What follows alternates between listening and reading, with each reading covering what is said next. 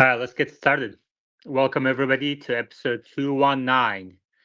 Bull 2035, how are you? Good. I was reading on this EX30 from Volvo how it's the number two electric SUV in Europe, and they're going to start bringing it to America. Looks quite a bit smaller than a Y, though. Yeah, we're going to talk. I mean, these are continued announcements from legacy automakers that just will never materialize to anything. So I don't want to spend too much time on that.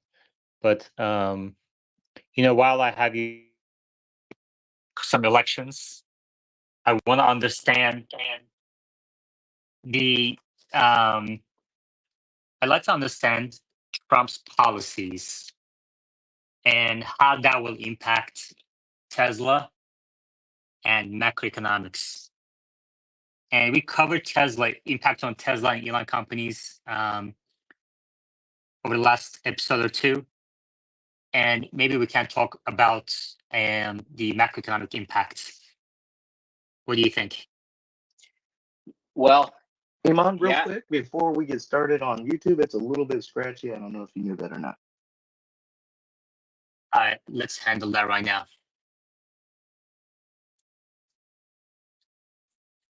Can anyone on YouTube confirm if it's scratchy?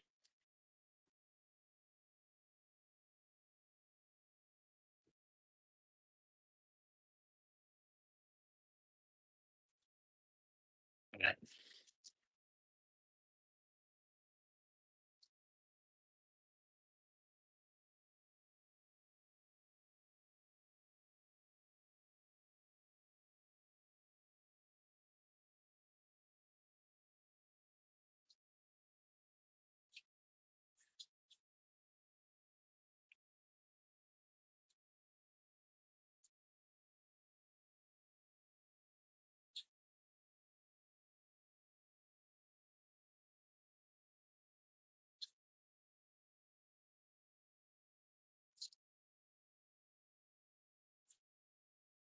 How is it now?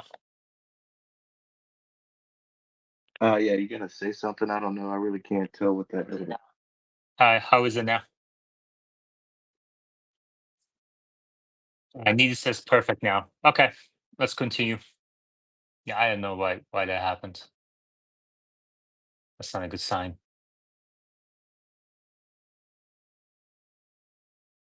Bull 2035. Regarding macro, it's hard to know, right? Trump certainly is going to encourage the Fed, or may demand the Fed lower the rates. He doesn't see he doesn't see himself as outside that process. He certainly did that in 19, and he's going to do it again. On the other hand, a lot of economists say that some of Trump's policies could end up raising inflation, which means rates have to remain high. We obviously, as Tesla folks, want rates low. So I really don't know what to read of it yet, to be honest with you. Okay, here's what I want to understand. What is the number one policy that Trump has that will impact? Like you believe that he will definitely do this? Increase inflation, you say? No. What's one policy that he will definitely do that would impact macroeconomy? Tariffs. Okay. So number one, tariffs. Interesting you say that because I thought you would have said something else. Well, are you referring to his tax policy? How they're going to? Right. Yeah, in 2017, they had a tax Trump cut of sorts, and he's going to renew it. I saw Caputo, the senator from West Virginia, talking about that, how they're going to try to renegotiate. And since he has all three, two branches of government that are important, legislative and then the presidency, he's going to be able to get pretty much what he wants through, except for the issue with the New York Republicans and some California Republicans regarding the SALT deductions. But other than that, he's probably going to get what he wants. Okay. Nick, what do you think? Hey, Yaman, I just jumped in, so I didn't hear the question.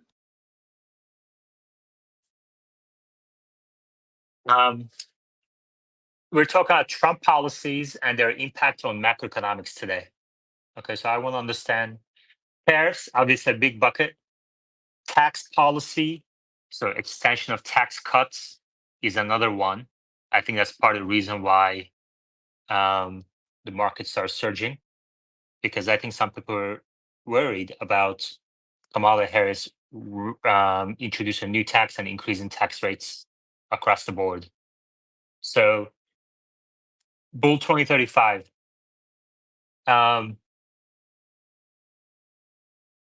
Do you think Trump will be able to extend the tax cuts and even lower the corporate tax rate to 15%? I think what he's going to do, I don't know about the 15. I saw Mick Mulvaney speak recently on this. They were trying to get it to 15. Mnuchin said the same thing, and they couldn't get it. And they're going to have a problem convincing New York Republicans and California Republicans to go that low without a SALT deduction expansion, right? It's $10,000. That's for state and local taxes, essentially, among some other things.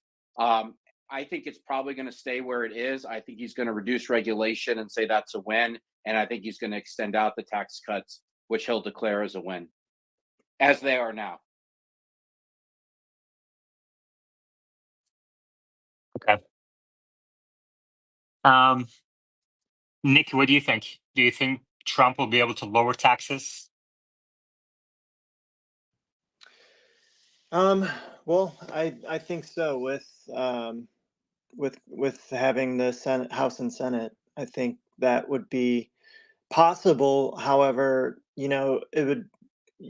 I think I'm more of like a numbers guy. I want to see like the numbers, how that's going to impact the economy, and what he sees that we don't see.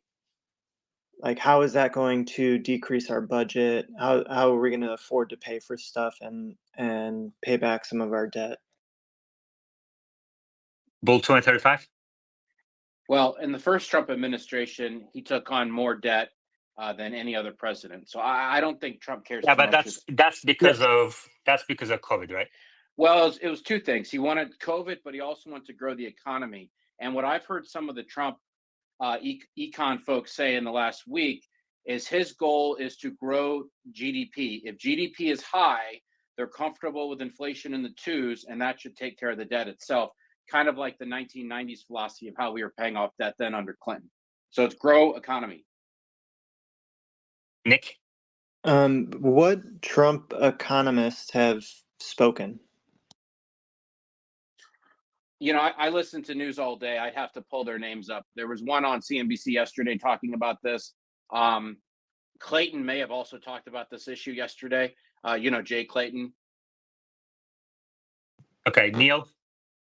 Yeah, I just want to say one thing that may affect the macro is no tax on tips. Right?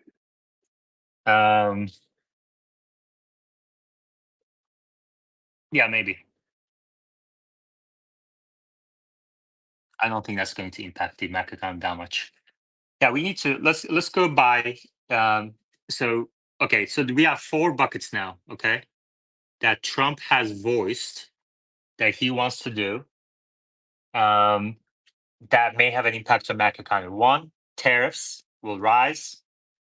2, tax cut extension. 3, deregulation. And thank you, Justin Strach, for pointing this out in YouTube live chat. And 4, no tax on tips. Anything else, Bull? I think that pretty much covers it. Okay, Nick, did I miss anything? Okay. Nick is busy with the baby. Neil, anything else you'd like to point out that Trump has voiced? No, nothing comes to mind. I think we've got good buckets here. Oh, other than the EV tax credit. One thing, we didn't say the EV tax credit, right?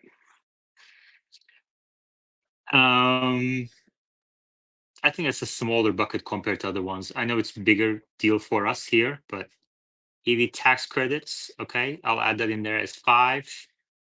And also energy policy is another one we need to talk about.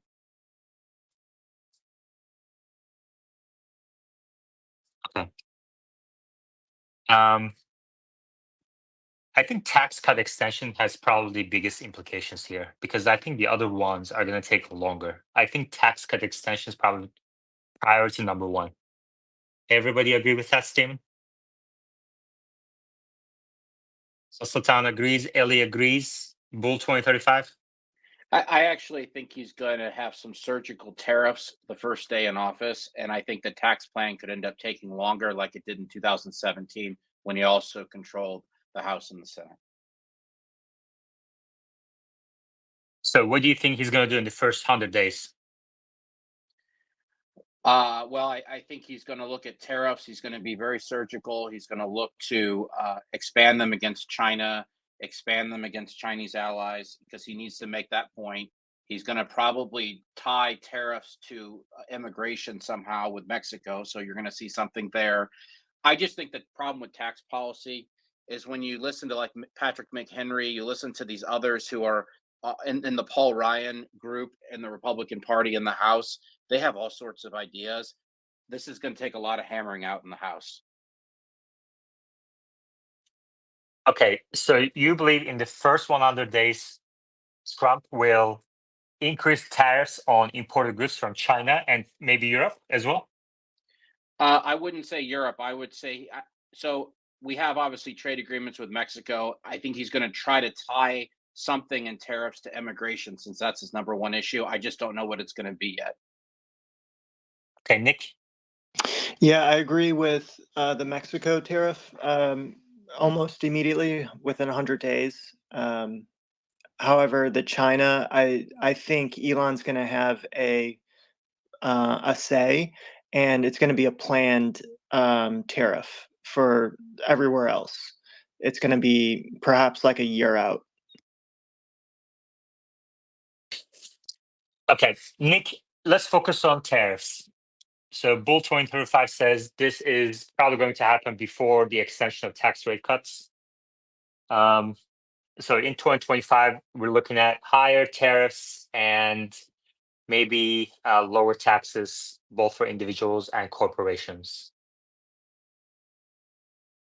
Nick, are you worried about the inflationary impact of these policies? Yeah, that's a good question. Immediately, there could be, but I think long term, if we're thinking long term, no. So um, let me think about that for 1 minute and get some bullet points. Okay. Bull 2035, are you worried about the inflationary impact of these policies, rising tariffs and lower tax rates? I'm worried about the immigration policy, how we're going to remove lower wage workers from the country, which is going to raise wages and cause more inflation. Yes. Okay. But I asked you specifically about higher tariffs and lower tax rates. I don't worry too much about moderately higher tariffs, particularly from China, causing inflation. Obviously, it's paid ultimately by consumers, the importers, and then they sell it to consumers. That's going to cause a little bit of a bump, but we seem to have digested all the bumps that have happened already the last 5 years, 7 years now. So I'm not too worried about that. I worry more about just the wage issue. And I understand Trump's goal is to raise nominal wages, and that's fine, and real wages, and that's fine. But there is an inflationary effect there. I mean, how likely do you think that he will be able to remove tens of millions of people from the country? Well, I think his supporters are going to expect him to remove not tens of millions, but 5 to 7 million. That's what he's been running on. And his position, of course, is that by having this policy, it'll prevent people from coming here, and a number of people will quote self-deport. So there's going to be an effect there. But I think he's going to have to remove people, and if he doesn't, I think some supporters can be pretty upset.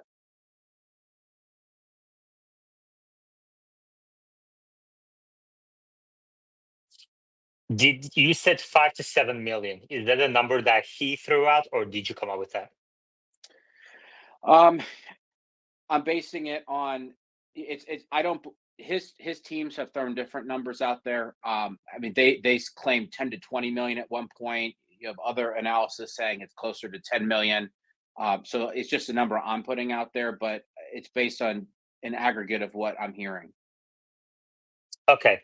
So you believe that Trump will try to stand back 5 to 7 million illegal immigrants or people who came into the country illegally? And to what extent do you think he will succeed during his 4 years doing that? I don't think Trump isn't going to run for re-election. I think he's going to do what he has in terms of that issue. He's the most important issue when he came down the escalator in 2015 was this particular issue. I think he views it as his legacy, and I think he's going to try whatever he can to do it. And if he doesn't succeed, I think it's going to hurt his legacy, and I think he knows it.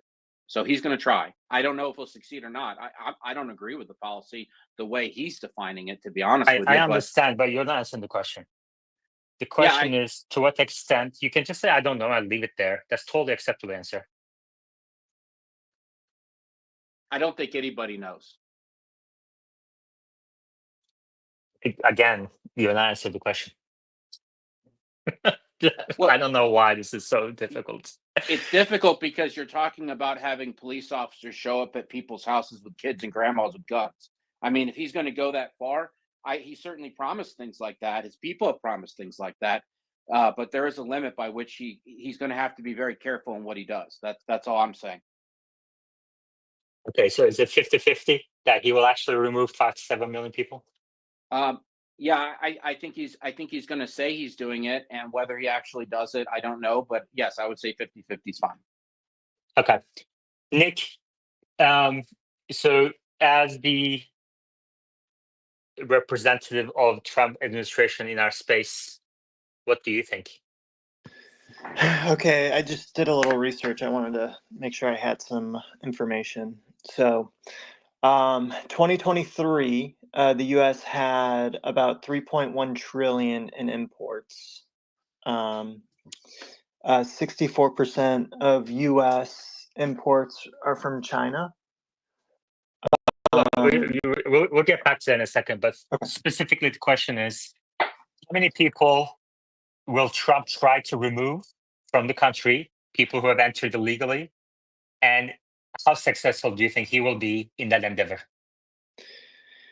Okay, so I think the initial plan from Nick, I think your connection I is read it spotty. Your connection is really from spotty. Vic was. Is this better?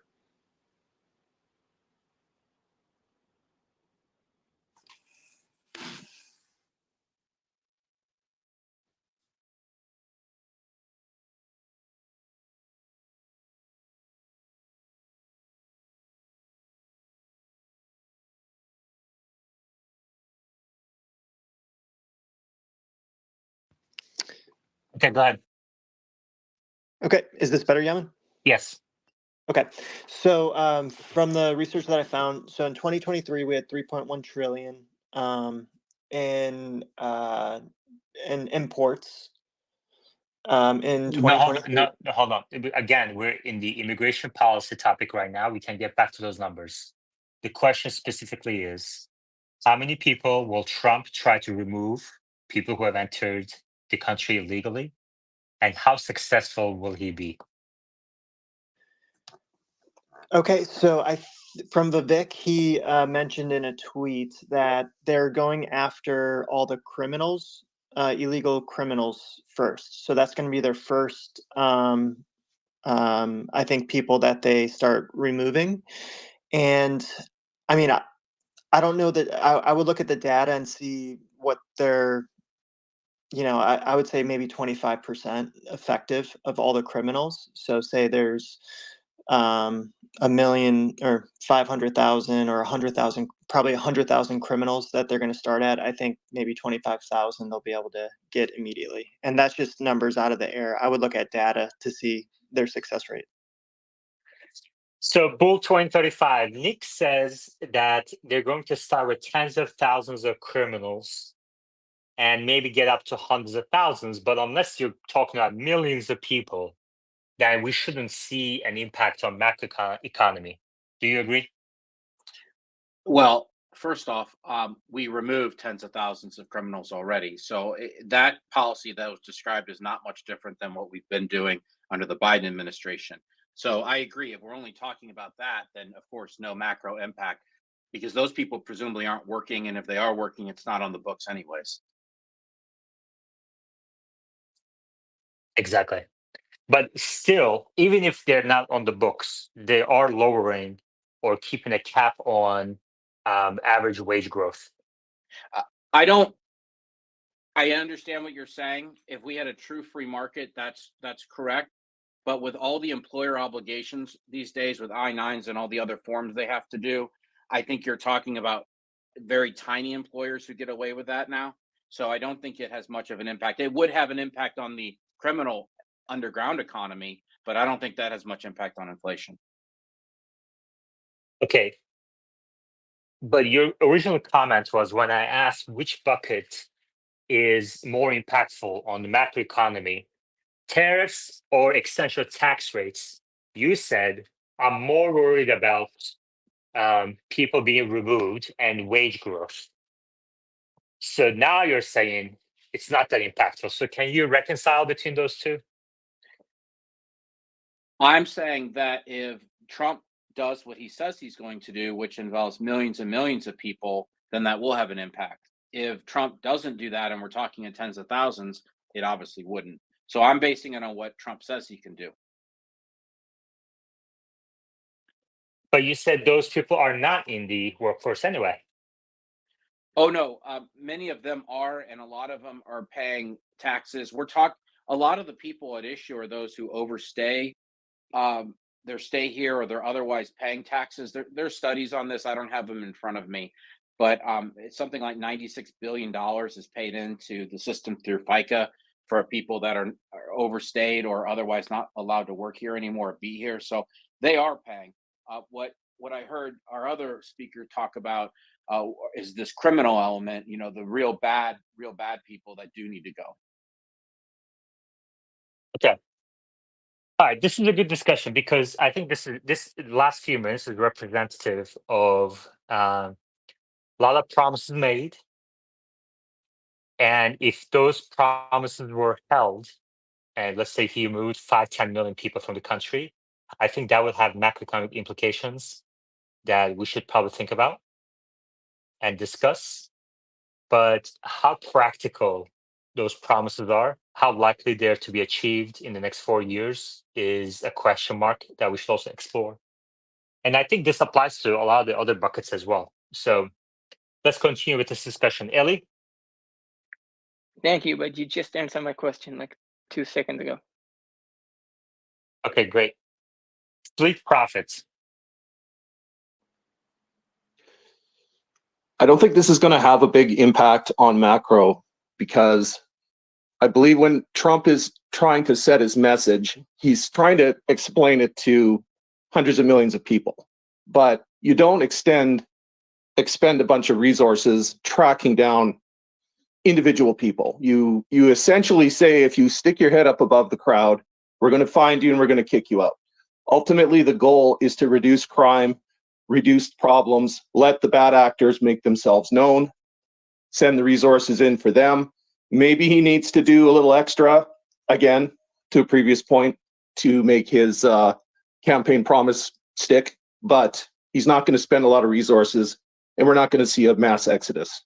I mean, these are not dumb people. They will figure this out. They probably already have. They just can't communicate that. The general public isn't sophisticated enough to take in all that nuance. Interesting position. Nick, do you agree with that? While Nick puts down the baby, Bull? Yeah, I'm reading a Reuters article, and during the campaign, J.D. Vance, the upcoming vice president, said that he estimated Trump would remove about 1 million people per year, so 4 million. JD Vance said that? When? It's in a Reuters article entitled "Inside Trump's Plan for Mass Deportation," released earlier today. He's quoted as saying that. That was released today? Well, it says, to read from the article was released today. The article says the centerpiece of his reelection bid was a promise to deport record numbers of immigrants, and Operation Trump's running mate J.D. Vance estimated could remove 1 million people per year. So that's what Reuters says Vance said. Very interesting. All right, I'm going to find this article, and because that's something that every investor should think about. And I'm not listen, I'm not trying to pass a judgment about whether it's a right policy or a wrong policy. We're taking the Fed approach here, and that means assume fiscal policy as a given and try to think about the secondary, tertiary impact of it. Neil? In regards to this policy too, I think the states really do have to coordinate with the feds and ICE to actually deport people. And I think you'll start to see states like California, Massachusetts, New York, ready to fight that so that they don't just give them, carte blanche access to the population. And I think there's an article where the governor of Massachusetts has addressed that already, saying we're not going to work with them. So that's interesting.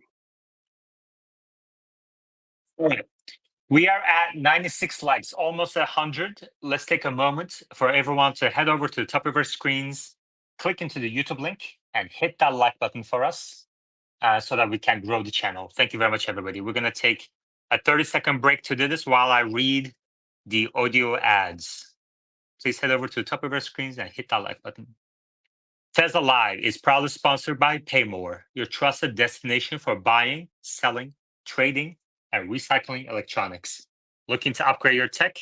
Want to turn your old device into cash? With over 100 stores nationwide, PayMore makes it easy and secure. They believe that the best technology doesn't have to come at the cost of our planet or your wallet. And TSLA Live is proudly sponsored by Joa, your go-to source for premium Tesla accessories. At Joa, you'll find innovative charging solutions, stylish interior upgrades, protective gear, and cutting-edge tech add-ons. And if you use the code TSLA Live at checkout, you get a 5% off, and we get 5% as well. All right, let's see the like count now. 103. Thank you very much, everybody. Thank you to those of you who take action to help us grow. Okay, I want to read this article real quick. This is something we really need to understand. Donald Trump is expected to mobilize agencies across the U.S. government to help him deport record number of immigrants, building on efforts in his first term to tap all available sources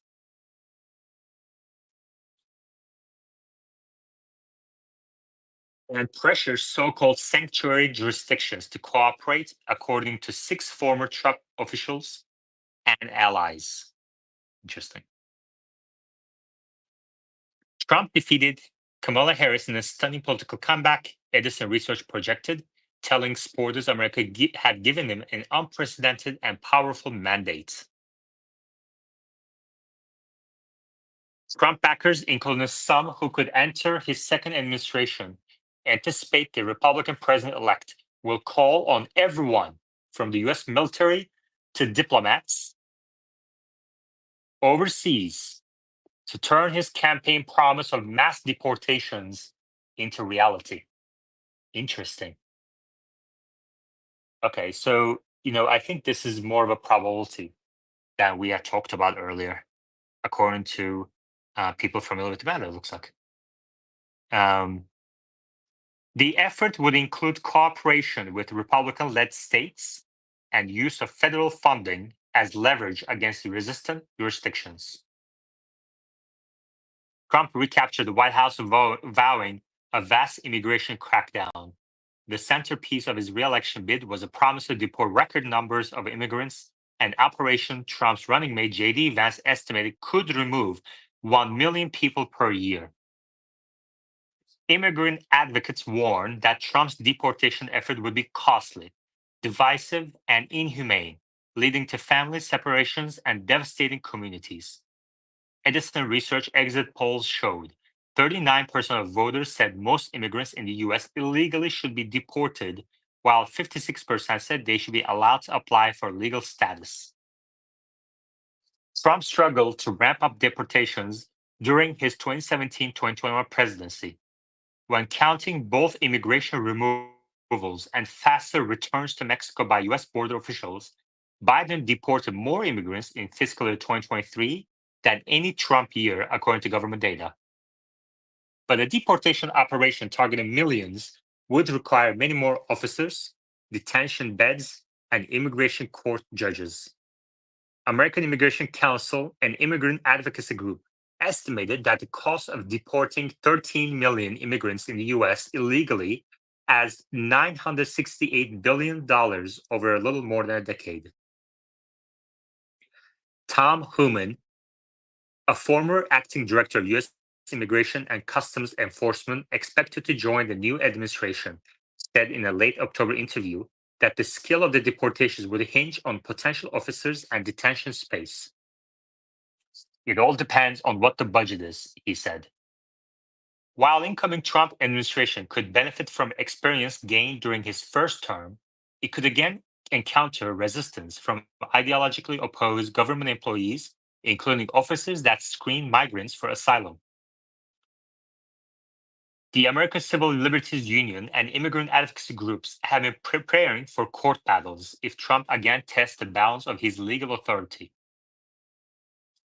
Lee Galernant, an ACLU attorney who led the fight against Trump's contentious family separation policy, said more than 15 lawyers focused on immigration with the organization's national office spent a year readying for the possibility of a Trump return. We definitely need to be coordinated and have more resources because I think they will come in much more prepared, Gallant said. The State Department, in particular, could be one place where Trump acts more aggressively than during his first term, several Trump backers said. A key factor will be whether the other countries will accept their citizens, an issue Trump faced with limited success during his first term. Interesting. So that was a limited factor the first time he tried this, whether other countries will accept their citizens. The Trump administration also struggled at times to convince other nations in the region, including Mexico, to take steps to stop migrants from moving toward the US-Mexico border. Ken Cuccinelli, former acting deputy secretary of the US Department of Homeland Security under Trump, said the State Department was a roadblock for immigration enforcement and that aggressive appointees will be key. Interesting. Christopher Landau, a former US ambassador to Mexico from 2019 to 2021, recently said he was frustrated with the reluctance of some US diplomats to tackle immigration enforcement. Nobody really thought that was their problem, Landau said in the October panel discussion by the Center for Immigration Studies, which favors restricting immigration. About half of ICE's 21,000 employees are part of its Homeland Security Investigations Unit, which focuses on transnational crime such as drug smuggling and child exploitation rather than immigration enforcement. Interesting. Several Trump allies said the unit would need to spend more time on immigration. HSI has distanced itself from ICE's immigration work in recent years, saying fear of deportation made it harder for its investigators to build trust in immigrant communities. Stephen Miller, the architect of Trump's first-term immigration agenda, said 2023 that National Guard troops from cooperative states could potentially be deployed to resistant states to assist with deportations, which would likely trigger legal battles.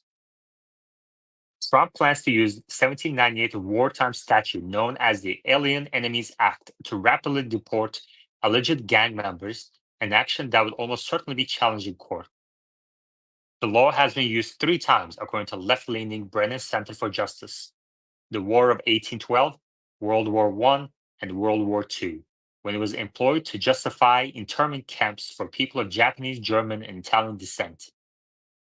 The Brennan Center and others have called on Congress to repeal the law. Many fear that a second Trump administration would seek to use this law to justify indefinite detention and remove people from the country swiftly without judicial review, the ACLU's Deputy Director of Government Affairs wrote in late October. George Fishman, a former DHS official under Trump, said the Trump administration would need to prove immigrants were sent by a foreign government. I worry a little about overpromising, Fishman said. That's it. Okay, let's go back to discussion here. Bull 2035.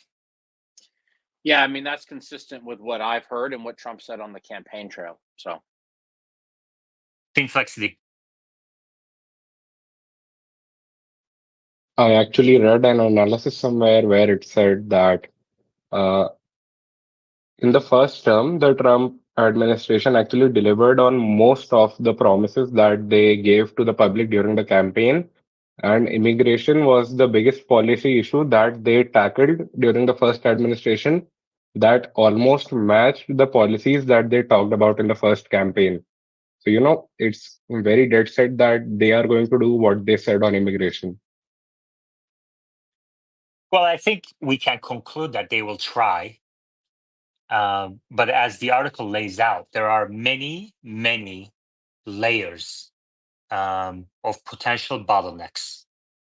This can be anywhere from challenging a court to some states not cooperating, to the lack of enforcement force, or even their ideological limitations. So even if you have the employees, they have to agree with what you're doing, it seems.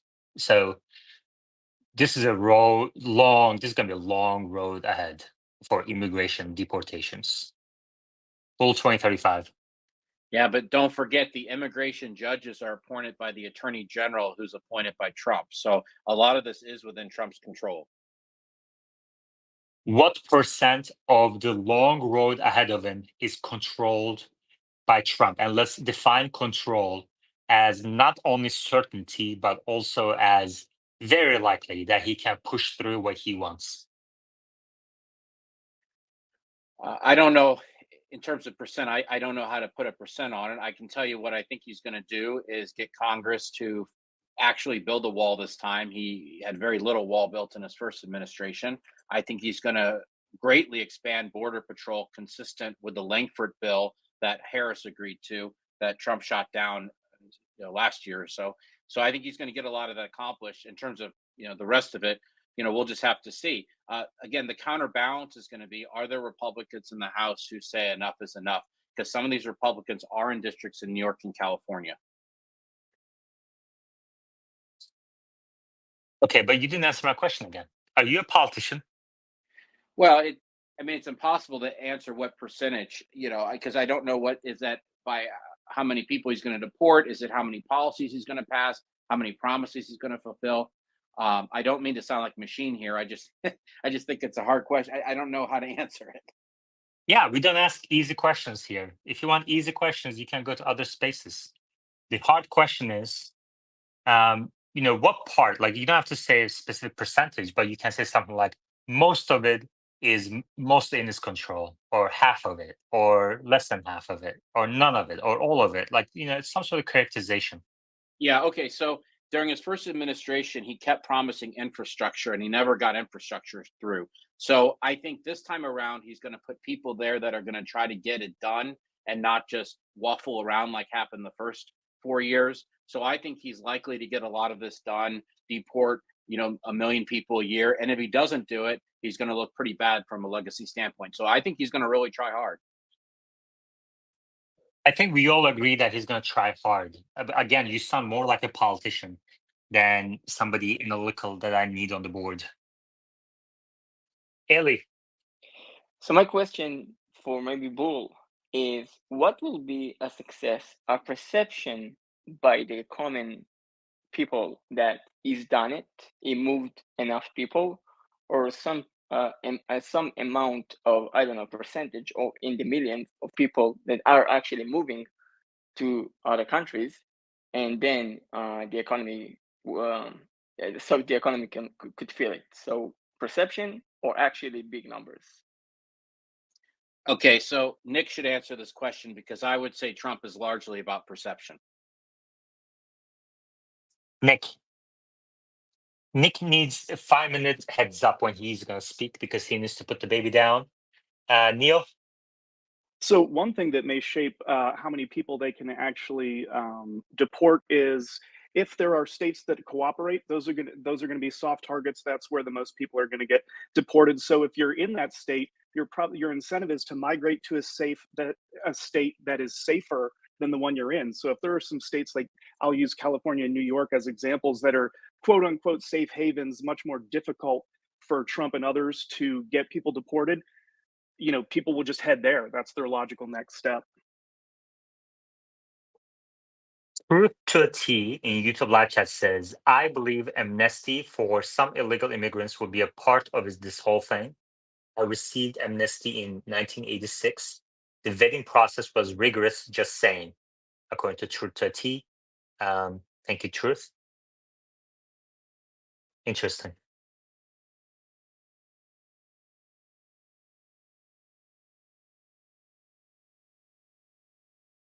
Kevin King says, JD Vance also talked about how he would approach deporting people on his Joe Rogan podcast. Okay.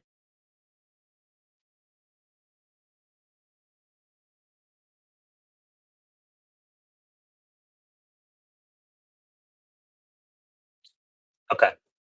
I mean, after all this discussion, Bull, I think that this is unlikely to be a material topic. I think it's going to be a topic, but unlikely to have material implications on macroeconomy. Bull? Maybe right. I don't know. We'll have to see. In terms of the tax cut, though, the reason I don't think that's top is we have tax cuts now. I don't see any real changes they're going to make that are going to be inflationary. But they're supposed to expire. Well, I understand that, but we've lived in an environment where inflation has gone from over 8.5% down to 2.4 or whatever under that tax regime. So I don't think extending the tax regime is going to automatically increase inflation. Yeah, yeah, we can dig into this more, but I see Machine in the crowd, and Dr. Coco Banana says in YouTube live chat he would like to hear Machine's views, and it's, I think, only fitting that someone named Dr. Coco Banana is requesting Machine's presence in the speaker board.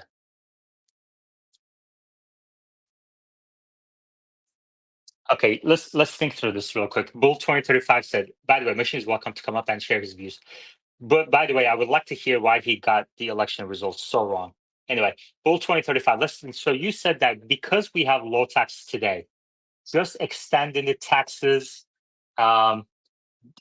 rates right now wouldn't cause inflation. Let's ask Machine. Now, Machine, I'm going to ask you, well, why are your fans such weird names? I didn't know I really had any fans except for the ones on my OnlyFans account.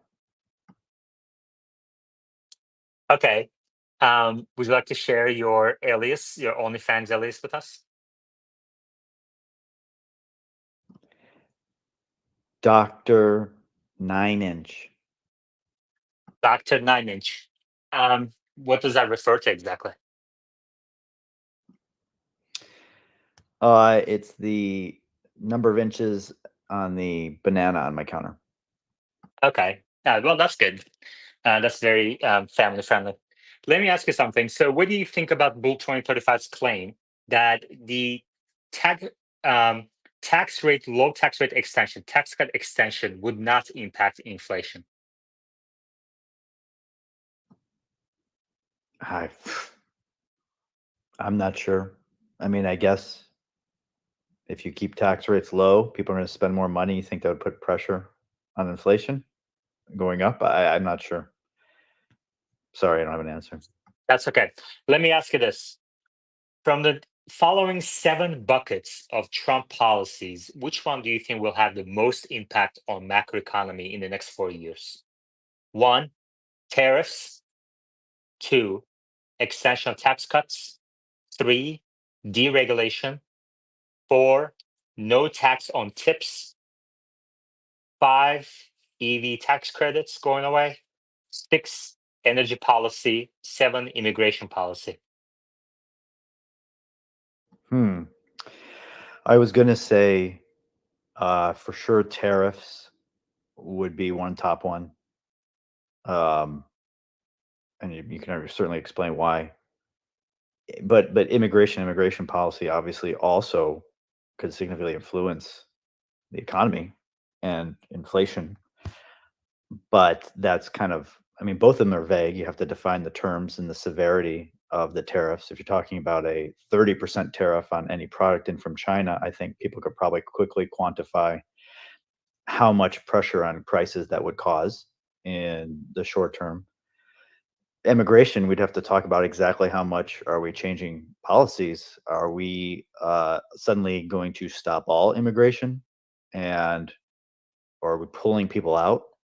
Yeah.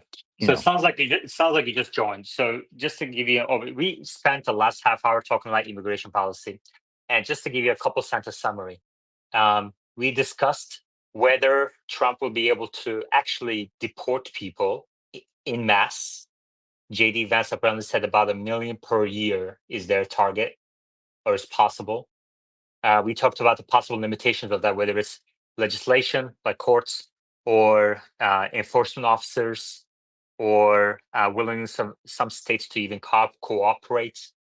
And then I came to the conclusion that I think this is unlikely to materialize as planned, or even 10x, like even 10% of what's promised. Like, I don't think we're going to see even more than 1 million people deported. And even if it's 1 million, I don't think it would have a huge impact on wage growth or macroeconomy. What do you think? Yeah, I mean, I tend to agree with you. I think it's, I wouldn't say it's a bluff. I think it's probably a bargaining chip to make those statements and then compromise on maybe trying to kick out some people who have violated the law, let's say. And maybe that's the breadcrumbs that people are willing to give in the compromise. I don't think that's going to make much difference overall. I think it's more about slowing down immigration altogether, especially undocumented immigration. And there's positive effects to the economy when you provide a certain level of immigration, especially if your population growth is low from your native population. And if you slow that down, for sure it's been too high in the last, however many years that it 10x'd from 12 years ago. But if we slow that down to 0, then you may have some recessionary issues as well. I don't know what that would do to inflation, but it would certainly cause economic unrest. Okay, let's go to Finflexity, and then we're going to switch to tariffs. Finflexity? Actually, one thing on the topic of immigration, I was looking at a map of past 10 years of migrant cases from Washington Post, and there are some hotspots that Trump could easily try to, do the, pilot program his deportation plans. Apparently, Florida's southern side has a lot of immigrant communities, undocumented ones. Texas also has hotspots in certain areas. Then you also have many immigrant communities in swing states such as North Carolina, Georgia, and obviously there it will be much harder for implementation. But in states like Texas and Florida, they will be ready to implement his plans from the federal level to the state level. Machine. Yeah, I just want to make one more quick comment on immigration. I was listening to NPR, and yet again, NPR, I don't know, they just don't make sense. They were talking about the Latino vote and their viewpoints on immigration. And NPR was trying to make it sound like Latinos weren't thinking logically by the fact that they wanted to stop illegal immigration, but also wanted people who already are here to stay. And to me, that's like the humanistic viewpoint. Like, if someone already got in, like, I get you want to get some of them out. Like, I get that viewpoint. But if someone's already here, like they already made it in and they're a functioning part of the society, to me, it probably makes sense to let them stay.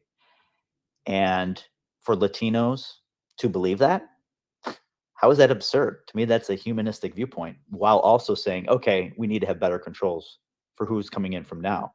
I think you could apply that to many issues in the world where bad things were done. We don't go and reverse it. Okay. We say, okay, You made let's your just point. You improve made it your for the point. future. Thank you. You made your irrelevant point. Tariffs. I'm reading this from a Reuters article named "What Are Trump's Policies on Trade, Immigration, and Other Key Issues?" This was published November 6th. Trump has floated the idea of a 10% or more tariff on all goods imported into the US, a move he says would eliminate the trade deficit. But critics say it would lead to higher prices for American consumers and global economic instability. He also has said he should have the authority to set higher tariffs on countries that have put tariffs on US imports. He has threatened to impose a 200% tariff on some imported cars, saying he's determined in particular to keep cars from Mexico from coming into the country. But he has also suggested that allies such as the European Union could see higher duties on their products, Bull 2035. I just mentioned that earlier. You said probably not EU. Trump has targeted China in particular. He proposes phasing out Chinese imports of goods such as electronics, steel, and pharma over 4 years. He seeks to prohibit Chinese companies from owning US real estate and infrastructure in the energy and tech sectors.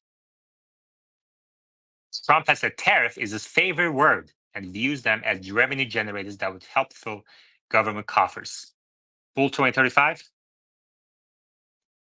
Yeah, I know that's what Trump says. I mean, of course, it's inflationary. If you add 50% tariffs on Chinese goods, then we're going to pay 50% more as consumers. And it doesn't add money because it could end up slowing down the economy. But I know that's what he says. Yes. Well, I don't think the relationship is one-to-one like that. If he pushes 50% or 100% tariffs on Chinese goods, you don't necessarily end up paying 50 or 100% more if there is a substitute product, correct? Substitute product that's not subject to tariff, perhaps. But the problem is manufacturing in America costs a lot more than it does in China. So You are more of a politician than I realized. This is not good. I need people who will actually stick to, good reasoning skills and facts. Because, for example, let's say there's a Tesla for $30,000 and somebody's buying a BYD for $20K. If you put 100% tax on it, a tariff on it, that's $40K. You don't necessarily end up paying $40K. You can always switch to a $30K Tesla. Go ahead. yeah, but you're assuming, for instance, we make what we're getting from China in America, and we don't, and it's going to take years to build that up. So that's what I'm saying. Of course, if there's an alternative, great. But in most things, there are not reasonable alternatives. To give you an example, you can get a pair of jeans at Walmart for 25 bucks that's made in China or Vietnam. If you had that made in America, it'd be $75 or more. But that's those numbers you just pull out of your ass, right? No, I'm basing that on what Walmart charges and what you can buy American goods for. If you go online, look at jeans, they're going to be quite a bit more expensive if they're made in America. I So, I understand, but is it going to be 3 times as expensive? You're telling me there's no jean in the US that's cost less than $75 made in the US?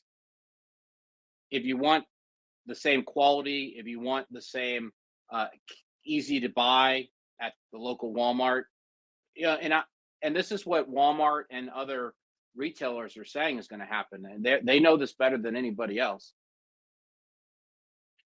What is your background? Are you in politics? No, I'm not in politics, but I have a fair amount of education, law degree, other things like that, business degree, and I've worked in business and in law. Okay. Neil? Hey, so yeah, I actually work with a vertically integrated clothing manufacturer here in the U.S. They have a couple of plants in the U.S. that manufacture socks, U.S.-made socks. And if you look in Walmart, their Athletic Works socks are made in the USA. and that's a lower end, cheaper brand of sock. And again, they're manufactured here, but the yarns are sourced internationally, right? But they're manufactured here. So it's interesting when you look at how products are made. Sometimes you can change where you source things, right, to avoid tariffs. Sometimes if the tariff will say if it's made here, we won't tax the materials. So there are some complexities to that. Okay. Yeah, again, I don't think it's a one-to-one relationship if tariffs go up by 100%. And again, I'm not trying to pass judgment on whether there should be tariffs, but for purpose of our analysis purposes, we need to be cognizant of the fact that a lot of these goods have subsidy goods, and even if Trump passes, let's say, imported goods from China 100%, they can go through Mexico. There's always loopholes in these agreements. These agreements always take a while. So I'm not convinced that this will also lead to a massive increase in inflation. And if it does, it's going to take some time. All right. So we talked about immigration policy and tariffs. Machine, anything to add on that front? Tariffs?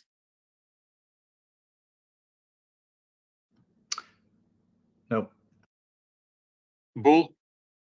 Just the last point, and I know, Yaman, you know these numbers probably better than I do, but goods inflation has been it's much lower than services, which is one reason we've had this 2% inflation regime. And if we're going to start increasing goods inflation, it's no longer going to lower inflation as it has, or deflate. It's going to actually be right there with services and raise inflation. So I think it will have an outsized impact. Okay. Complexity? Yeah, actually, we had an article from Bloomberg today discussing that CEOs of major companies have said that they are ready to, work in a tariff regime. So basically, they expect that their reliance on international players can go down, and that they will be able to substitute that with American-made goods that from their existing manufacturing facilities. Okay. Dr. Coca Banana asks if Bull 2035 is buying his jeans on Temu.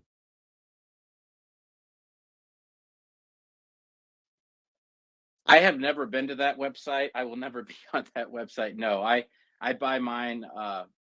My wife buys them, to be honest with you. I have to look what Temu is. I don't even know what it is. One-stop destination for latest fashion products, cosmetics, and more. Women's clothing. Oh, there's men's clothing too. What is this supposed to be like a expensive place or something? Online marketplace operated by the Chinese e-commerce company PDD Holdings. Heavily discounted consumer goods. Oh, I see. Machine? Yeah, I have friends, Polish friends, who use Temu, and it's like the cheapest stuff ever. They love it. I don't know. Interesting. You have friends?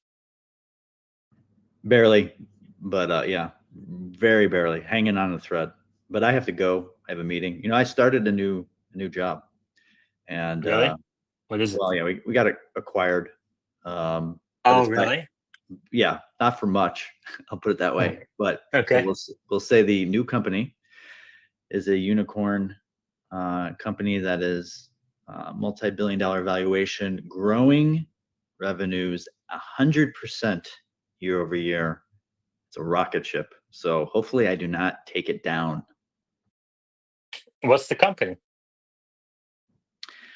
I'm not going to disclose that, but I'll just say. I mean, how many unicorns are there? I can't find it. How many unicorns are there with 100% growth?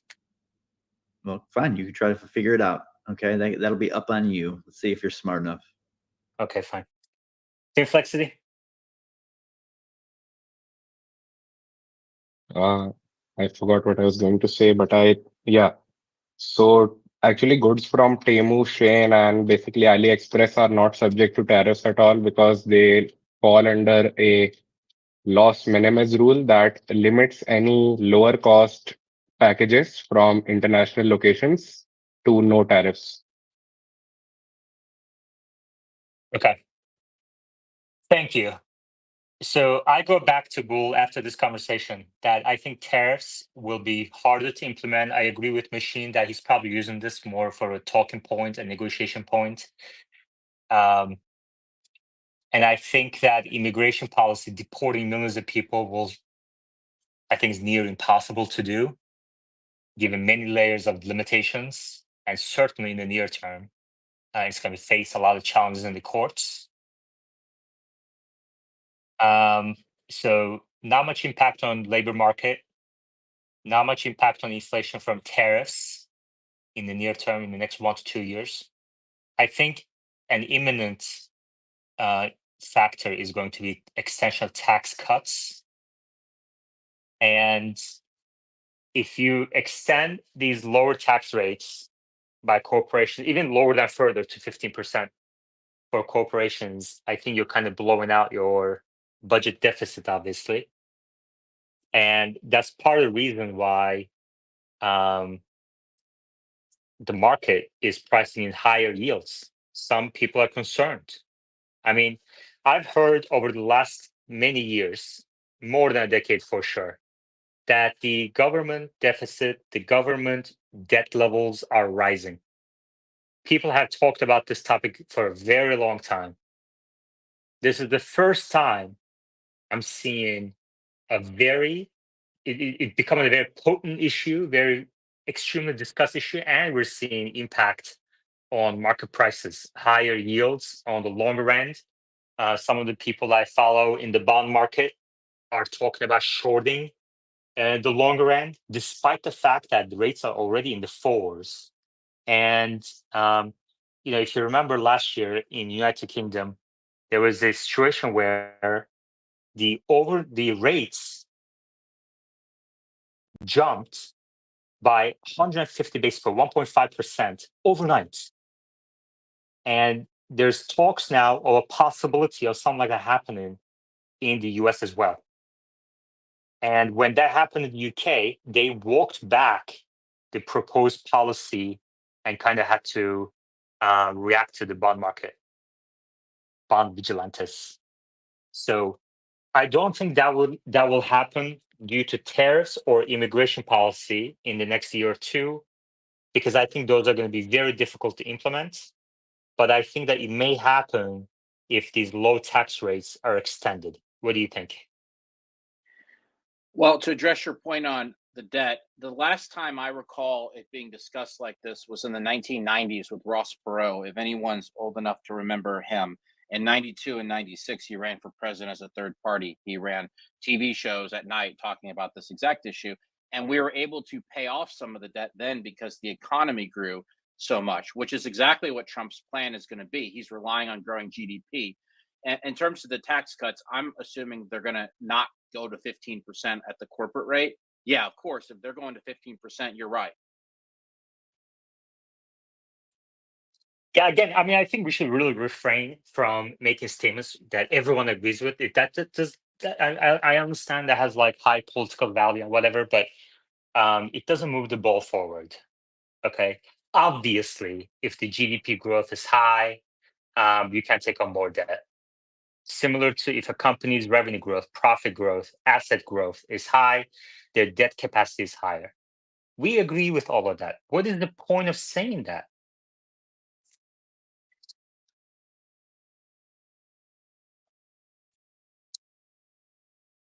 Okay. Omar, welcome. Hey, So in the first hour, we discussed a couple of buckets of Trump's policies. One, immigration policy. And to summarize, we said, even though Trump administration will probably try very hard to deport 1 million people a year, according to JD Vance, there are many reasons why that's going to prove very difficult to execute on. Do you agree with that statement? yeah, of course. I mean, probably many of the states are going to fight this. They're not going to be able to deport everybody, right? Maybe some recent migrants.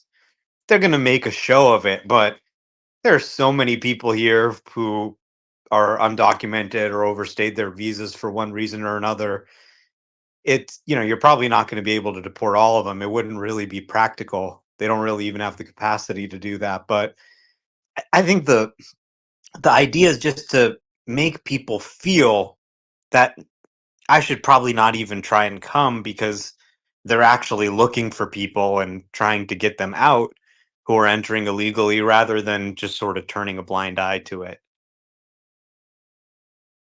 Okay, thank you. And then we're going to talk about tariffs and a couple other topics as well, like extension of tax rate cuts. I want to understand Trump policies better and their impact on macroeconomy in the coming year or two. But Amy reminds me on YouTube live chat that she says, let's go on the likes, people. And right now we are at 142 likes. Let's get to 200 before we continue. And while you all head up to the top of our screens, click into that YouTube link and like the YouTube video to help us grow.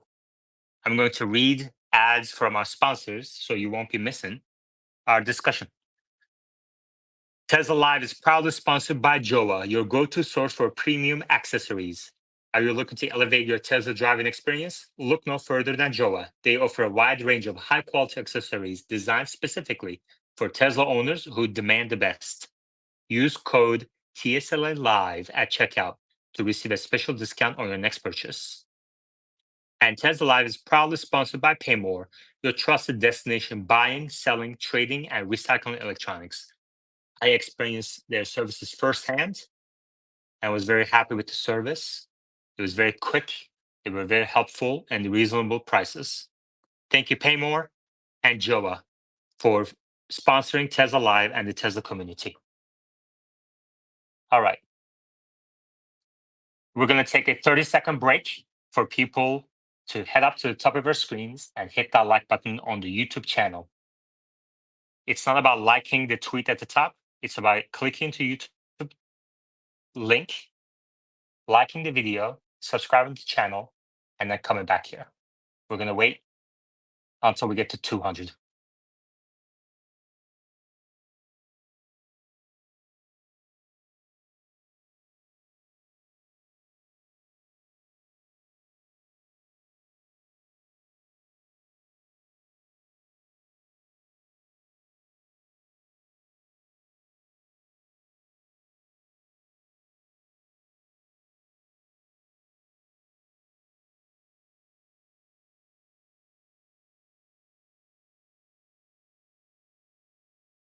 Okay, Nick. Hey everyone, now's your time to shine. Time to step up and get to 200 likes. All you have to do is go on YouTube and hit that like button. There's 160 people in here. We got 153 likes. We need 7 more. Time to step up. Okay, thank you, Nick. All right, let's continue.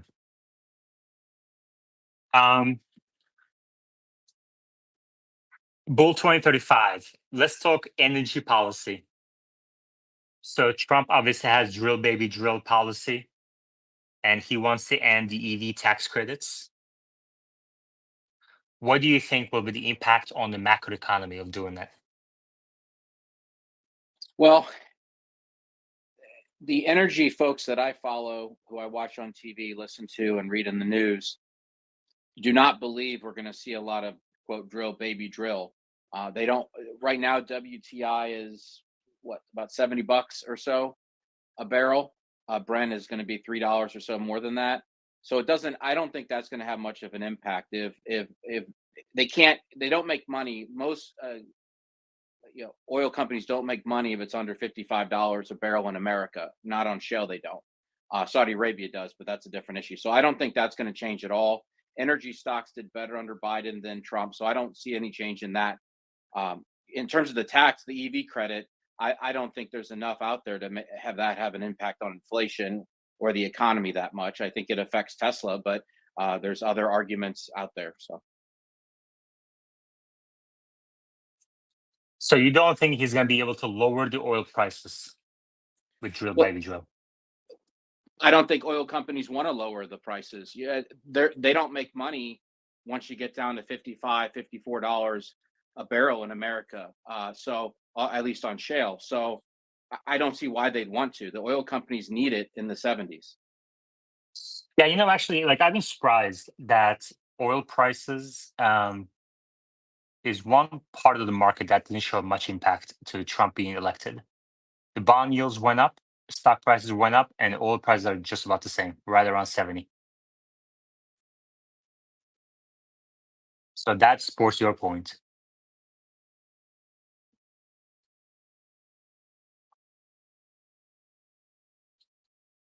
All right. What about deregulation? Do you think he's going to be able to make it easier for companies to do business in a material way? Yes.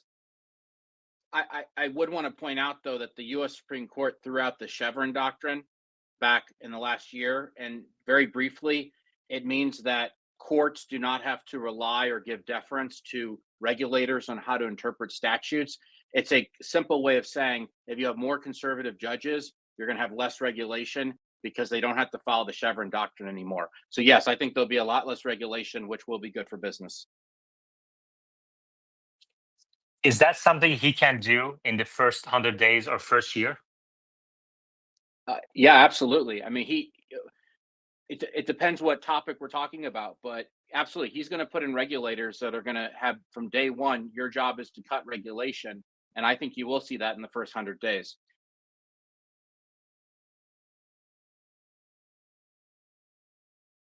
Well, it sounds like the impact of his policies in the first 100 days, first year, is going to be pretty helpful for the stock market, asset prices, for the economic growth. Do you agree with that? I think there's going to be a sugar high. I don't know how it's ultimately going to pan out. And keep in mind, in 2 years, we have another election. So he's going to get everything he can done in terms of the regulation environment in the first 100 days. And I think it will boost the stock market, would be my guess. Yes. Okay.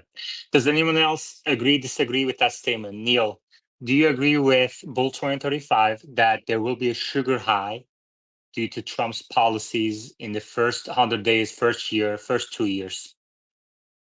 I think the sugar high is very short lived. I think we're in it right now, and I think it ends Q1. Why Q1?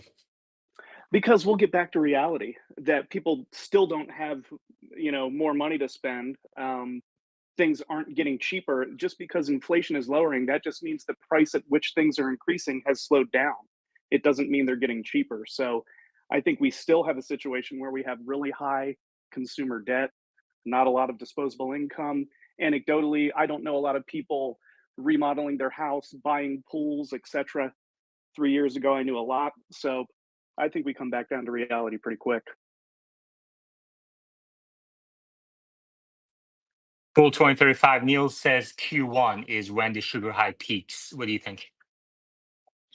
Well, when you look at the S&P, we're looking at a 21 PE, which is high historically. You can make an argument that tech companies should be valued with higher PEs. So I think we are pressing above the ceiling. You posted something about Warren Buffett. He's a lot in cash right now. Was it $300-something billion now? So he thinks we're pushing near ceiling. In terms of, I think a lot's going to depend on interest rates because everything that Nick mentioned, or pardon me, the last speaker mentioned, if interest rates come down, which I think Trump's going to pound the table for, then people will start buying again.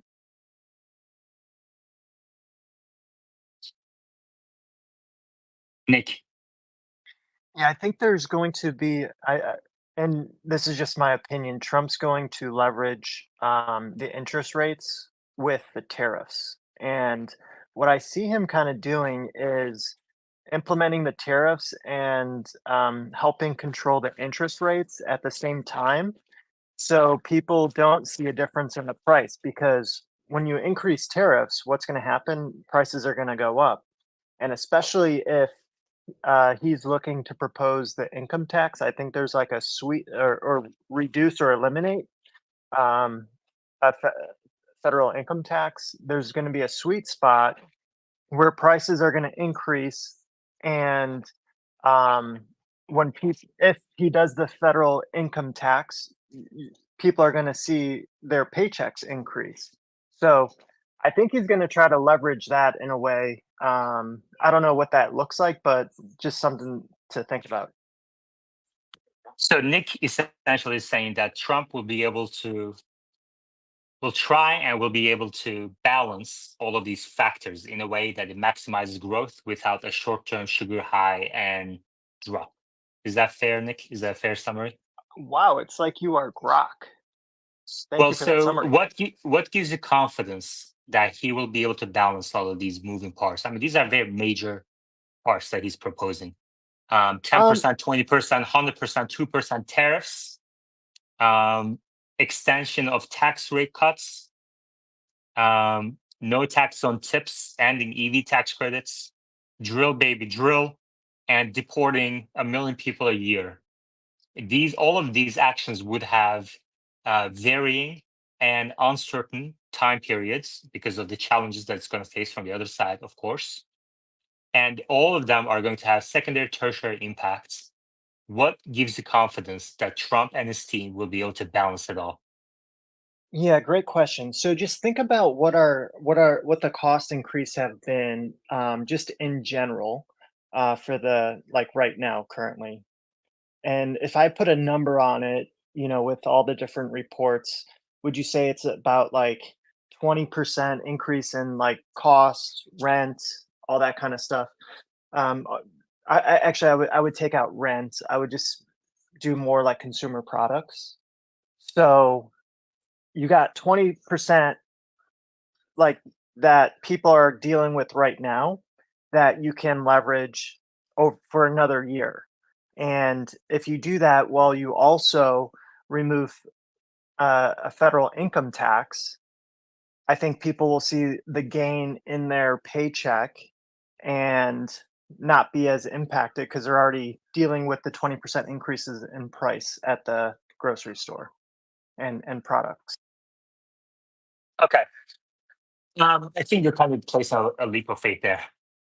I think you're placing a leap of faith, but I guess we'll see.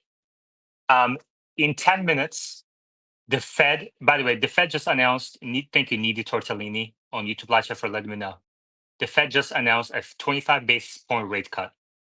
In 10 minutes, we're going to switch to YouTube exclusive, and we're going to watch the Fed press conference together on YouTube. You can reach through the link at the top of your screens. During the conference, I will be active in YouTube live chat, highlighting what he says is important, what part is important, what part may mean restrictive policy going forward, or more dovish policy, more hawkish policy. So we're going to analyze the press conference as it happens on YouTube exclusively, starting in about 10 minutes. Okay. Nick, question for you. Do you think, like, how much of a role do you think Elon will play in the Trump administration?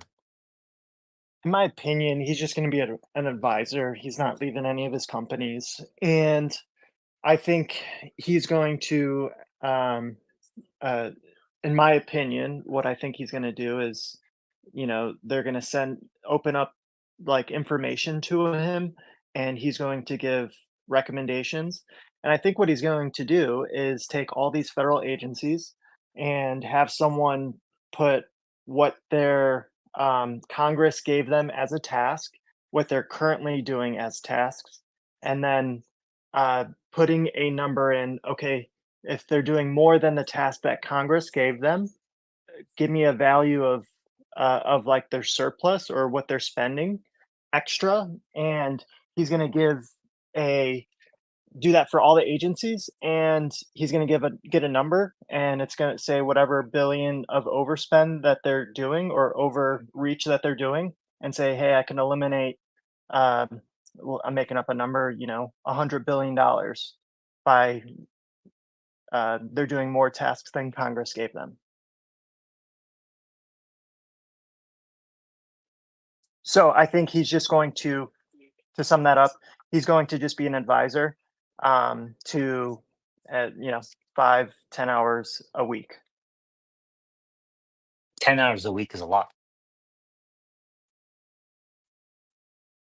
I mean, Yes. think about what he's been doing the past couple months in Pennsylvania. Yeah, I don't know what that means, but Bull 2035, what do you think? What do you think will be the level of role that Elon plays in Trump administration in the next 4 years? Well, as a Tesla investor, I hope very little other than an outside advisor role. 10 hours a week is way too much. I, I think at the end of the day, we have to keep in mind just the not hundreds of people that work in the White House. I just don't think Elon wants to get involved with that. I don't see the benefit. I think he'll tell them what policy should be. I think he'll be very big on EV and SpaceX and things like that. But all these other issues, I don't see it. So you don't think there's going to be a Department of Government Efficiency headed by Elon? No, I think that's absurd. There's other people with the similar philosophy that Elon has in terms of cutting. Trump can put in such a position, but I don't. Why would we want Elon to do that? Well, the question again is not whether we want Elon to do it or not. The question is, do you think it will happen? No. This is like the 4th time I'm warning you to just answer the question. Don't Yeah, answer the question you want to answer. okay. Well, no, I don't think so. I don't see any benefit for Elon to be in such a controversial position with such aggravation. I just don't see it. I mean, you could have said that about most of the things he's done in the last 2 years. So I don't think that alone is a reason why it's not going to happen. What mission is he serving by doing that? I haven't heard Elon express that this is what he wants to do other than in the last couple of months. It just doesn't seem serious to me, but we'll see. I could be wrong. Cindy Ray in YouTube Live Chat says, I think he will have someone like David Sachs appointed to a position and have his views represented through him. I think that's a reasonable prediction right there. In YouTube Live Chat, thank you, Cindy. Nick? Yeah, I think Elon has definitely an interest in reaching government efficiency, like he said, because of his companies. I'll give you an example. I've tried to do work on my house, and it has to go through like 9 different agencies. And one of the agencies wants to protect the salmon, and they won't allow you to do things because of the salmon, and it's just kind of ridiculous, in my opinion. But we got to protect the salmon. Okay. Neil, anything to add on your part? Salmon be damned. If they tell Elon to find $2 trillion, he will find it. Really? So, you think Elon can cut $2 trillion from the budget? I think he can. Let's say this: I think he can find that $2 trillion. I don't know if the administration and the different layers of bureaucracy that he needs to punch through to make it happen will enable it. Do I think he can identify it? Absolutely. Yeah.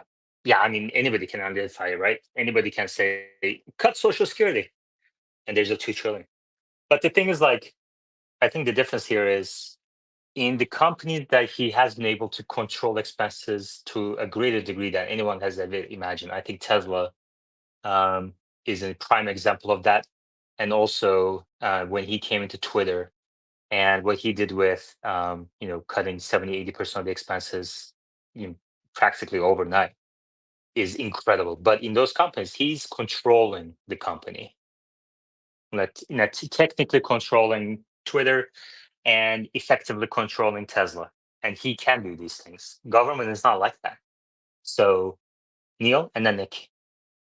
Yeah, and just quickly, you're exactly right. And I would still bet my money on Elon that the guy that can cut through the most red tape and get the most out of that $2 trillion is still Elon. Nick? Another thing I just thought about too, I think Elon's also going to recommend AI for certain functions of the federal government. Think about that idea too. Okay. Brighter future.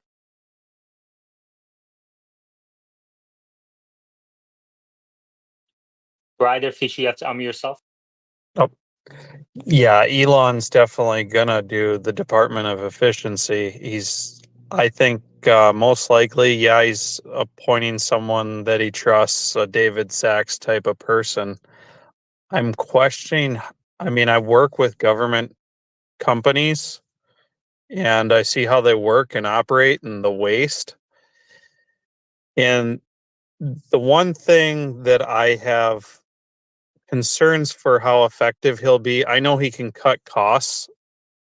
The services and what needs to be retained, I think there's going to be a lot of broken dishes on the floor because I don't think the type of people that take cushy government jobs are the type of people that are going to A, respond well to this, or B, work harder or somehow become motivated or more productive. So unless we're going to clean house, I just don't know who's going to backfill that's going to get invigorated about working for a government job. If that makes sense. Neil. Yeah, one of Elon's town halls, he did mention incentives, right, as well. So when he talked about government employees, he's like, show me the incentive, I'll show you the outcome. So I think that's one tactic that they may try and employ in government, which may be foreign, right, to government to actually incentivize people.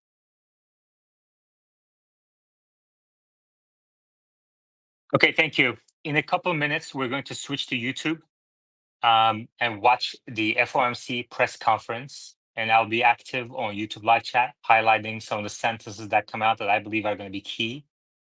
The Fed policy, monetary policy. So we've been talking for the last hour and a half about fiscal policy. The next half hour will be dedicated to monetary policy, and it's going to be exclusive to YouTube. So through the link at the top of our screens, you can join us for that part of Tesla Live. Nick?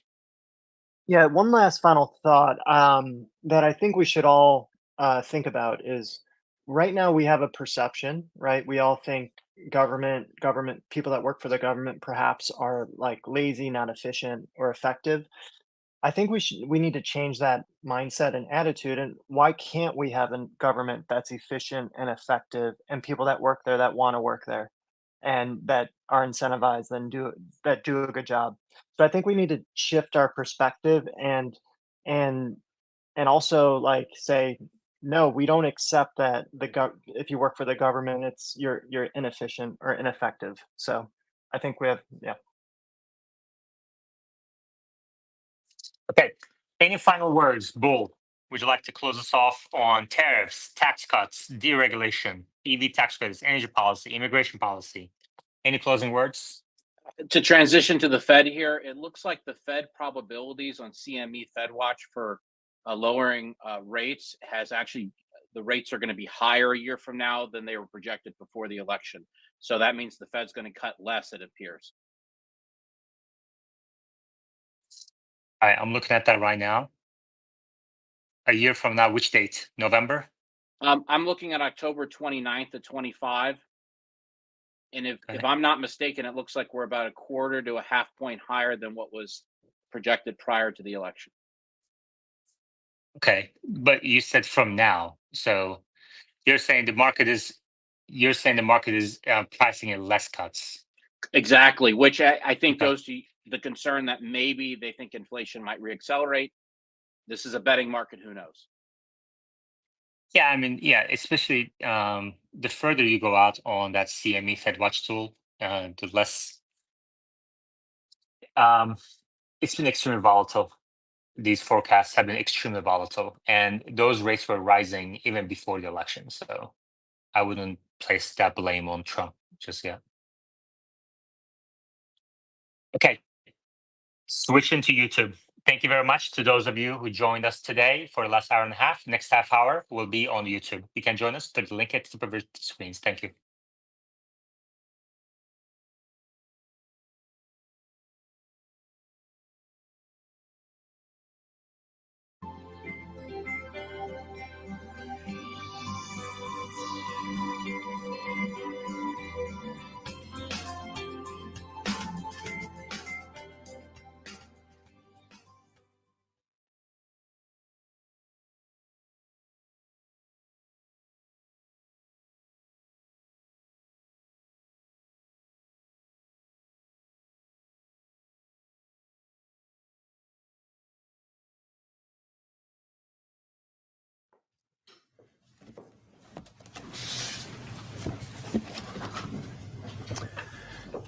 Good afternoon.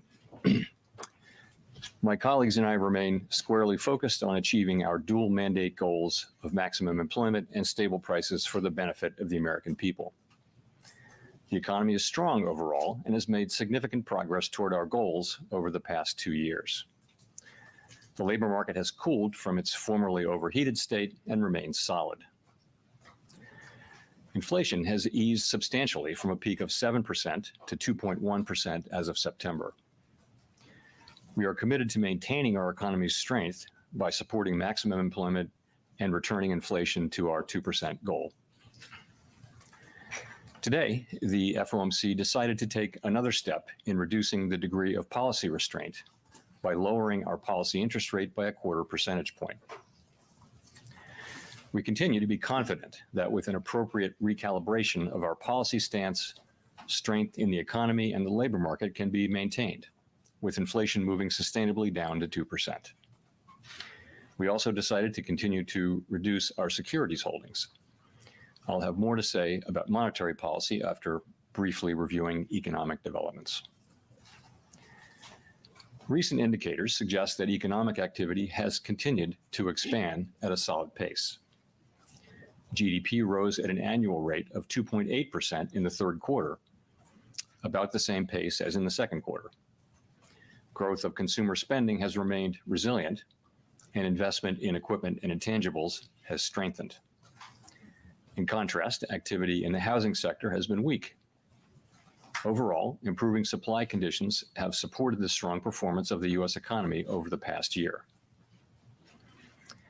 In the labor market, conditions remain solid. Payroll job gains have slowed from earlier in the year, averaging 104,000 per month over the past 3 months.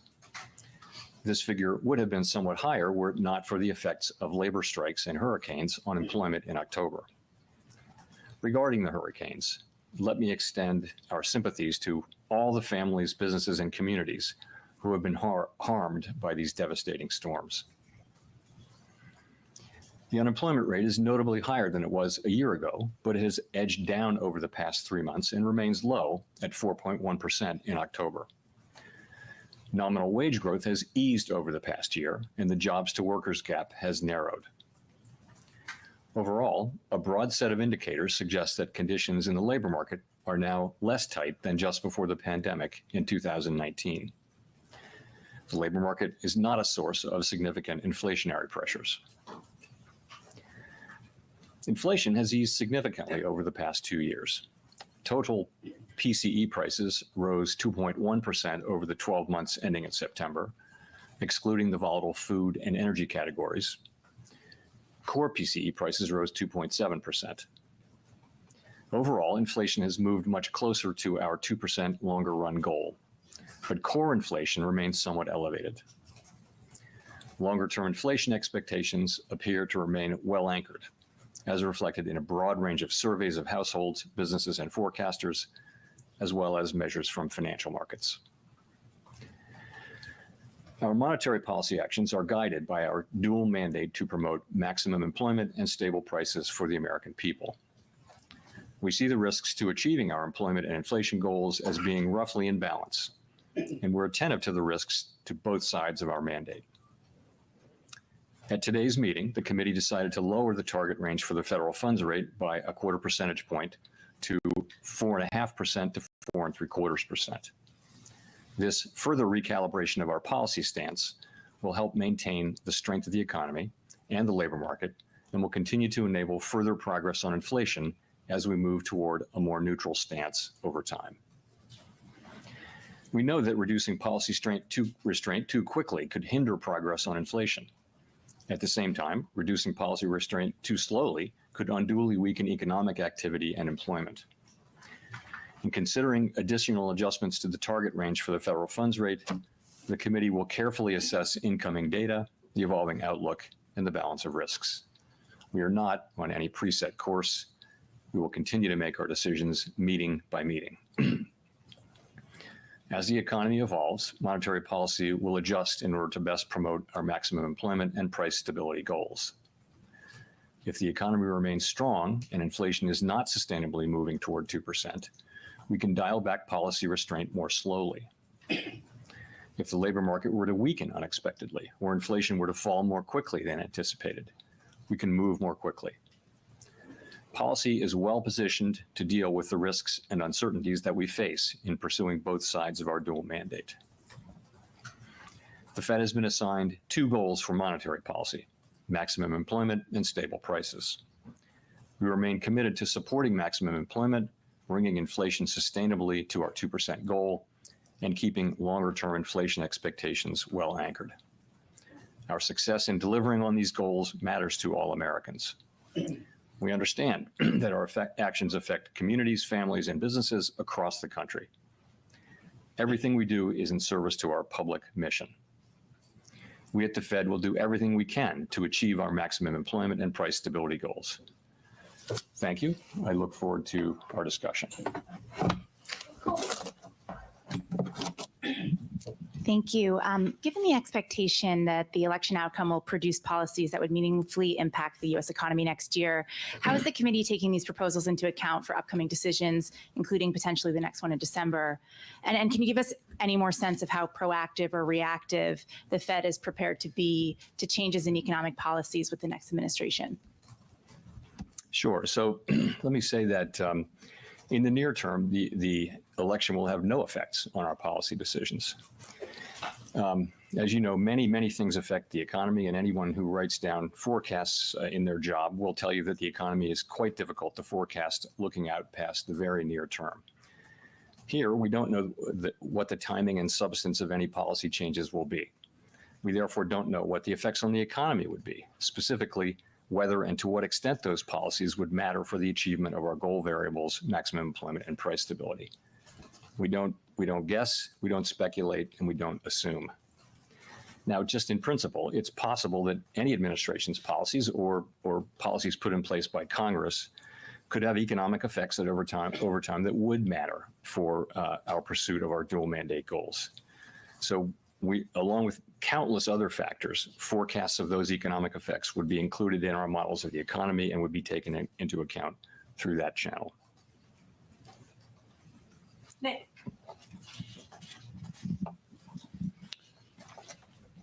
Chair Powell, Nick Timrose from the Wall Street Journal. Roughly 1 year ago, when the 10-year Treasury was flirting with 5% and 30-year mortgage rates were near 8%, you noted how higher borrowing costs, if they were sustained, could weigh on economic activity. Given that you've said you believe policy is restrictive and the Fed is now dialing back that restriction, are the growth risks presented by higher U.S. Treasury yields today any different from those you identified 1 year ago when inflation was still meaningfully above your target? So I would just say this: we've watched the run up in bond rates, and it's nowhere near where it was, of course, a year ago. I guess the long run rates are well below that level. So we're watching that. Things have been moving around, and we'll see where they settle. I think it's too early to really say where they settle. Ultimately, I'm sure we've all read these decompositions of what, and I certainly have, but it's not really our job to provide our specific decomposition. I will say, though, that it appears that the moves are not principally about higher inflation expectations. They're really about a sense of more likelihood of stronger growth and perhaps less in the way of downside risks. So that's what they're about. We do take financial conditions into account if they're persistent and if they're material. Then we'll certainly take them into account in our policy. But I would say we're not at that stage right now. It's just something that we're watching. And again, these things don't really have mainly to do with Fed policy, but to do with other factors in the economy. If I could follow up, is the September SEP, are those rate projections still valid? Do they still seem relevant given where we are now? You get halfway through the cycle between the last set and the next set. I wouldn't want to comment one way or the other. Let's talk about the data we've gotten since the last meeting. So in the main, the economic activity data have been stronger than expected. The NIPA revision was stronger. Certainly the September employment report was stronger. The October report, not stronger. Retail sales stronger. So overall, though, I think you take away a sense of some of the downside risks to economic activity having been diminished with the NIPA revisions in particular. And so overall feeling good about economic activity. So I think we would factor that in. At the same time, we got one inflation report, which it wasn't terrible, but it was a little higher than expected. So I think really the question is December, and by December we'll have more data. I guess one more employment report, two more inflation reports, and lots of other data, and we'll make a decision as we get to December.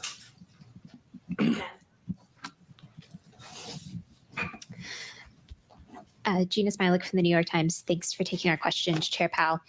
When it comes to December, what will you be looking at specifically as you try to make that decision? And then as of the Fed's economic projections in September, you had written down 4 quarter-point interest rate cuts in 2025.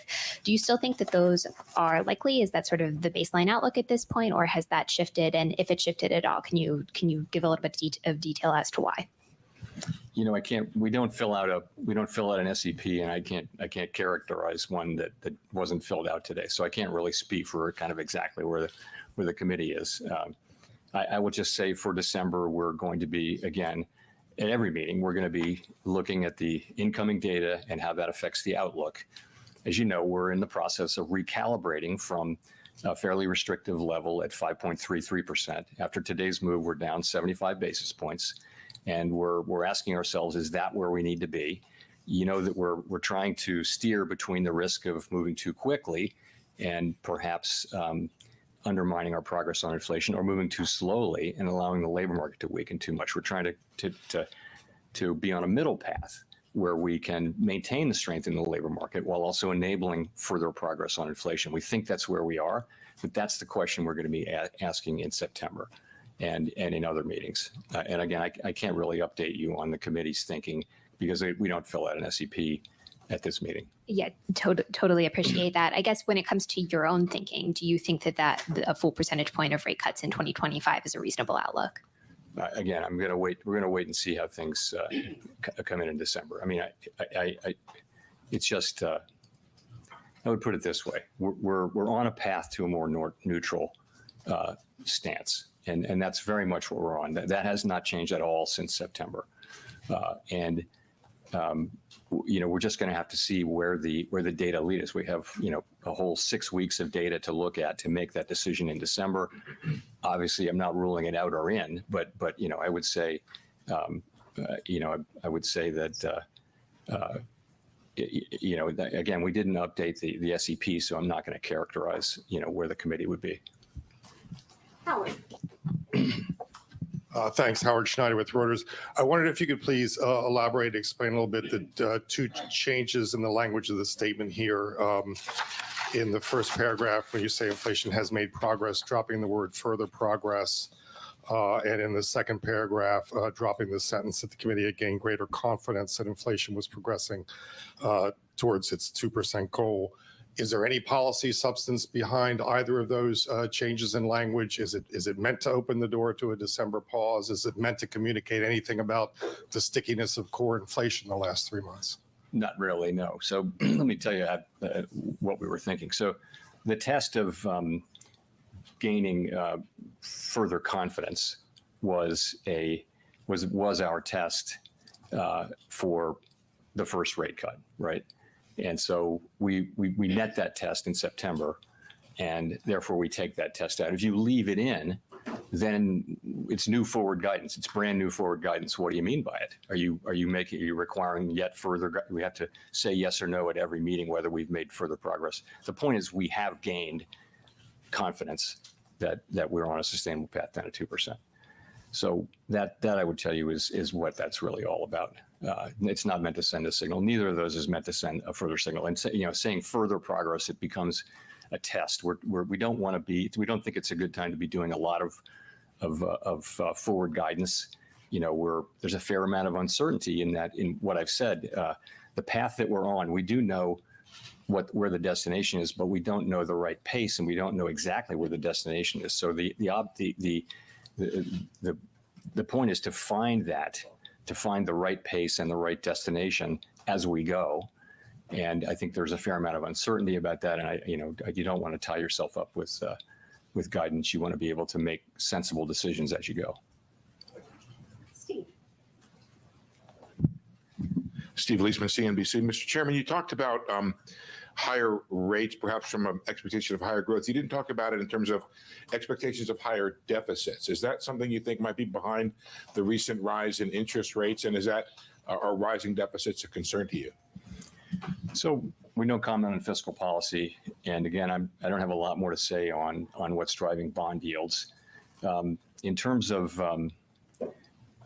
policy changes, though, let me give you a sense of how this works in the ordinary case. Let's say Congress is considering a rewrite of the tax laws. Doesn't matter what's in the content. So we would follow that. At a certain point, we'd think we see the outline, so we'd start to model it. And then we'd wait, and then at a certain point, the staff would brief the FOMC and say, you know, these are the likely effects. There's lots and lots of literature on the effects of tax policy changes on various parts of the economy. So we'd try to get smart on that, and then the law actually passes. And you know, you'd start to put it. You probably run an alternative simulation before that happens, just to keep people trying to understand it. Then when it actually passes, it goes into the model, along with a million other things. So, you know, we have a very large economy. Many things are affecting it at any given time. And, you know, a law change of some kind would go in there, but it would, you know, it's a process that takes some time. Clearly, the legislative process takes a lot of time. And of course, the real question is not the effect of that law. It's all of the policy changes that are happening. What's the net effect? And, you know, the overall effect on the economy at any given time. So I think that's a process that takes a lot of time and that we go through all the time with every administration constantly. And this will be no different. But, you know, right now there's nothing to model right now. It's such an early stage. We don't know what the policies are. And once we know what they are, we won't have a sense of, you know, when they'll be implemented or all those sorts of things. So I think I would just say we're not doing that now, and all that will take time, and it will be very much regular order when we do that. If I could just follow up on Nick's question, are the current rates something you feel like you need to lean against, in that they go against the direction of policy by adding restriction to the economy, or do you just take them as a given and perhaps a signal that you should do less? I just think the first question is, how long will they be sustained? If you remember the 5% 10-year, people were drawing massively important conclusions, only to find, you know, 3 weeks later the 10-year was 50 basis points lower. So, you know, it's material changes in financial conditions that last, that are persistent, that really matter. And we don't know that about these. What we've seen so far, you know, we're watching it, we're reading, you know, we're doing the decompositions and reading others, but right now it's not a major factor in how we're thinking about things. Chris. Thank you, Chris Rugaber at Associated Press. You mentioned the positive economic data that we've seen since the September meeting, including the revisions to things like savings, higher GDP growth. We saw a stock market jump yesterday. That's renewed some of the questions about why do many cuts at all in this with this backdrop. So you're right. As I mentioned, and as you mentioned, the latest economic data have been strong, and that's, of course, a great thing and highly welcome. But, of course, our mandate is maximum employment and price stability. And we think that even with today's cut, policy is still restrictive. We understand it's not possible to say precisely how restrictive, but we feel that it is still restrictive. And if you look at our goal variables, the labor market has cooled a great deal from its overheated state of 2 years ago and is now essentially in balance. It is continuing to cool, albeit at a modest rate. And we don't need further cooling, we don't think, to achieve our inflation mandate. So that's the labor market. Inflation has moved down a great deal from its highs of 2 years ago. And we judged, as I mentioned, that it's on a sustainable path back to 2%. So the job's not done on inflation. But if you look at those two things, we judged in September that it was appropriate to begin to recalibrate our policy stance to reflect this progress. And today's decision is really another step in that process. Overall, as I mentioned, we believe that with an appropriate recalibration of our policy stance, we can maintain strength in the labor market, even as our policy stance enables further progress toward our inflation goal. Great. And just to follow up, what might cause you to pause rate cuts in December? What kind of economic data would lead you to that path? Thank you. So we haven't, made any decision like that at all. But we're in the process, as I mentioned, of moving policy down, our stance down over time to more neutral level. And as a general matter, as we move ahead, we are prepared to adjust our assessments of the appropriate pace and destination as the outlook evolves. So, for example, if we were to see the labor market deteriorating, we'd be prepared to move more quickly. Alternatively, as we approach levels that are plausibly neutral or close to neutral, it may turn out to be appropriate to slow the pace at which we're dialing back restriction. Again, haven't made any decisions about that, but that's certainly a possibility. If you can think of it as similar to what we do with asset purchase, with asset runoff, with QT. So we reach a point where we slow the pace, much like an airplane reaching the airport slows down. And so we're thinking about it that way, but it's something that we're just beginning to think about. Edward. Thanks, Chair Powell. So with the noise in the jobs reports that we've seen, and you look at the Fed's favorite inflation, PCE inflation, overall it's 2.1%, very close to the Fed's target, but core inflation is 2.7%, and it's been that way since July. So why doesn't this data give fuel to a rate pause for this meeting? Well, so I think if you look at the 3 and 6 month, you're quoting the 12-month. So we look at all of them, right? But if you look at 3 and 6 month core PCE, you'll see they're around 2.3%. So we look at all of them, and we look at 12 as well. But what it's telling us is that we really have made significant progress, and we expect there to be bumps. For example, the last 3 months of last year, the core PCE readings were very, very low, probably unsustainably low. So that's why forecasts generally see a couple of upticks toward the end of the year. On the other hand, the January reading certainly looks like an example of residual seasonality, so that we saw last year. So when that falls out of the 12-month calculation in February, we should see a thing down. So it'll literally be a bump up and then down. We understand that.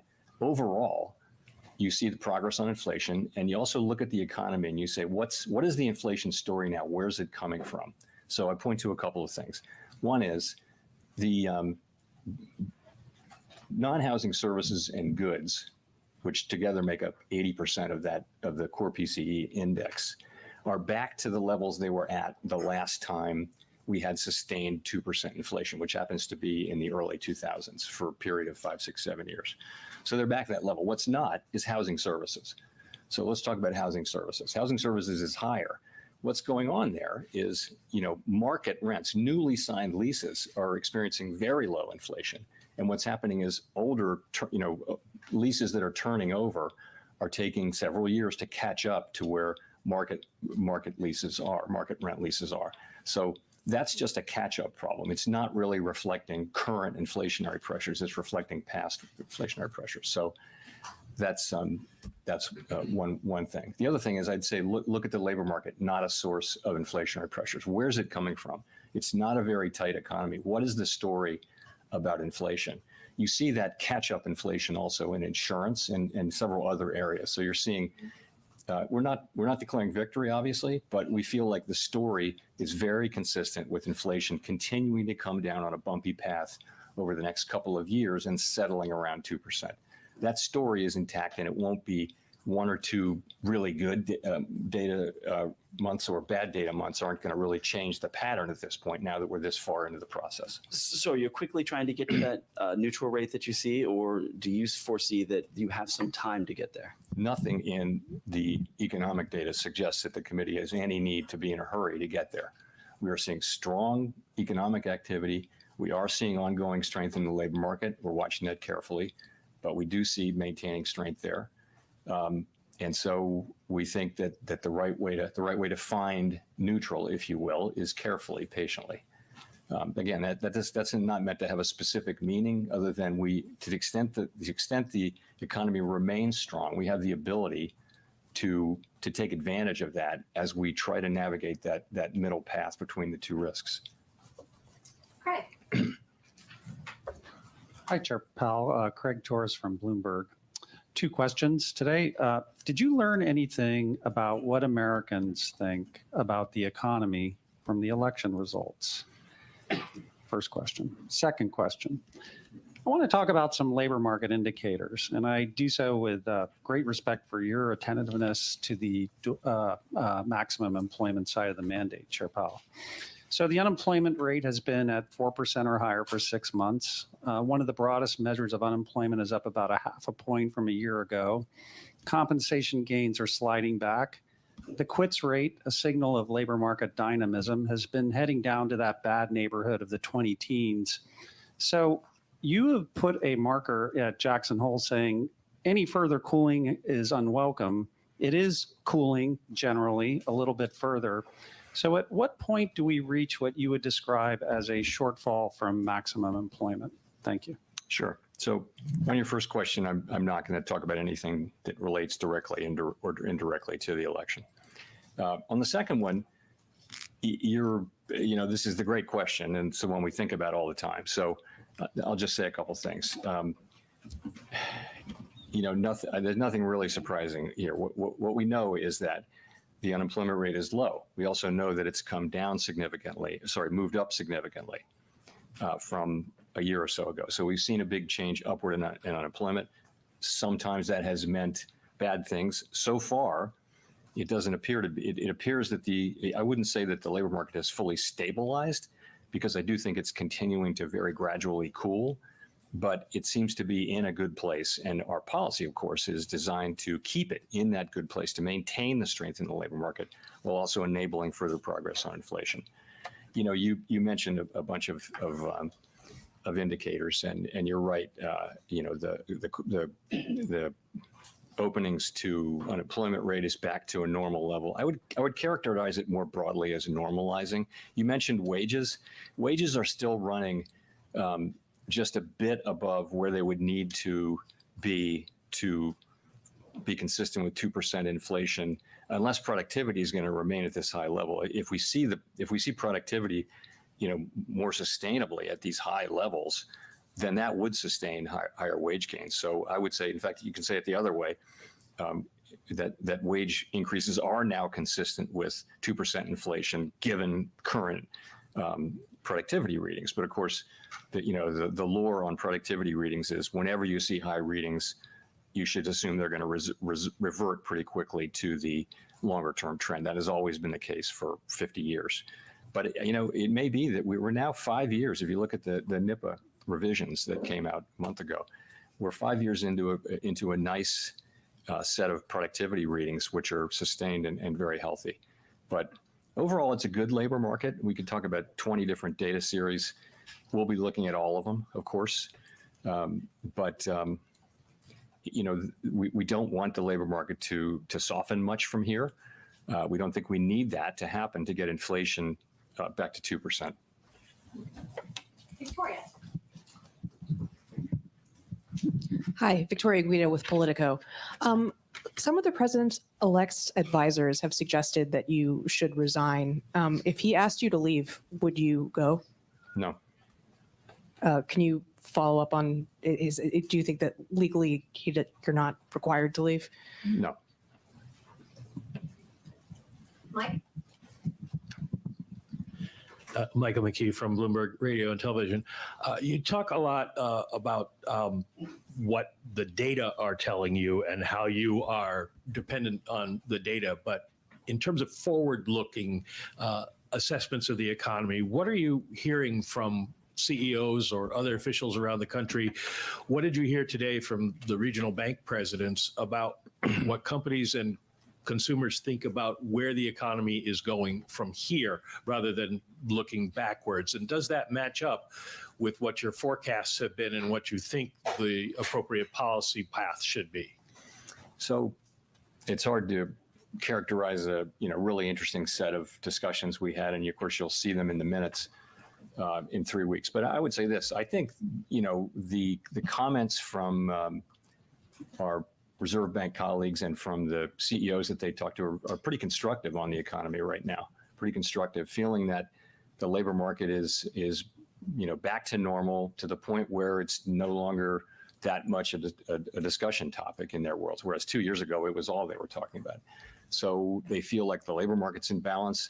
People feel good about where the economy is. Demand is obviously pretty strong. And you're seeing, what, 2.8% growth in the third quarter estimated. Maybe the year's 2.5%. This is a strong economy. It's actually remarkable how well the U.S. economy has been performing with strong growth, a strong labor market, inflation coming down. We're really performing better than any of our global peers, and I think that is reflected in what you hear from what I hear people hear from CEOs. I don't get to talk to a lot of CEOs in my job, but I hear what others summarize from those. And of course, I hear the Reserve Bank presidents do a lot of that. And it's pretty constructive overall. Now, that's not to say there are areas of caution and things like that, but ultimately, overall, pretty positive. Well, to follow up the areas of caution, if there were black clouds on the horizon that you identified as something you're watching, what would they be? I think it's things like clearly geopolitical risks around the world are elevated. And just as clearly, they've had relatively little effect on the U.S. economy. Now, that can change through the price of oil or otherwise, but people talk about those as something that's on the horizon all the time. But ultimately, if you look at the U.S. economy, its performance has been very good, and that's what we hear from business people, and expectation that will continue. If anything, people feel next year, I've heard this from several people, that next year could even be stronger than this year. Andrew. Hi, it's Andrew Ackerman with the Washington Post. I just wanted to follow up on the discussion earlier on fiscal policy. Your predecessors, Greenspan and Volcker, spoke up loudly when they thought large budget deficits endangered economic or financial stability. Will you do that too? And right now we're in a period of full employment. We have large budget deficits and debt at historic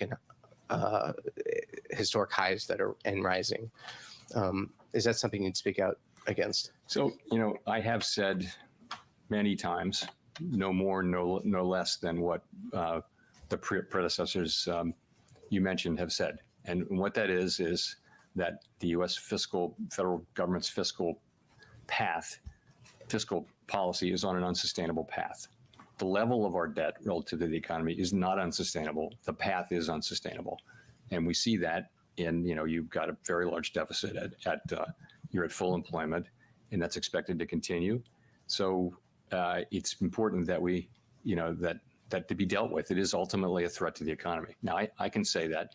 I don't have oversight. We don't have oversight over fiscal policy. I've said it on many occasions, just said it again. Okay, thank you.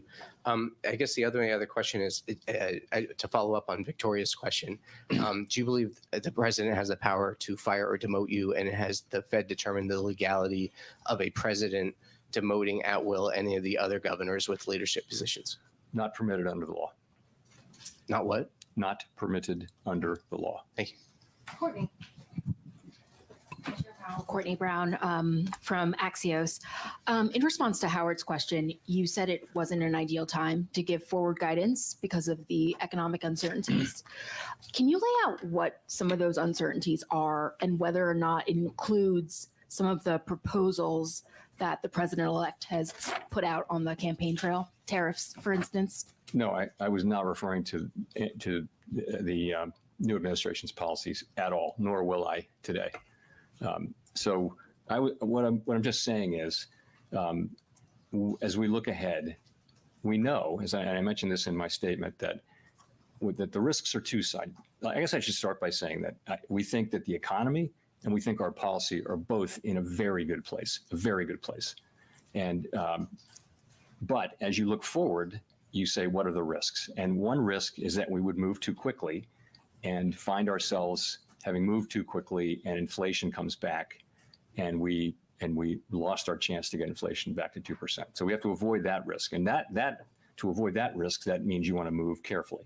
The other risk is that we move too slowly, and that we allow the labor market to weaken too much and do unnecessary damage to the labor market and to people's working lives.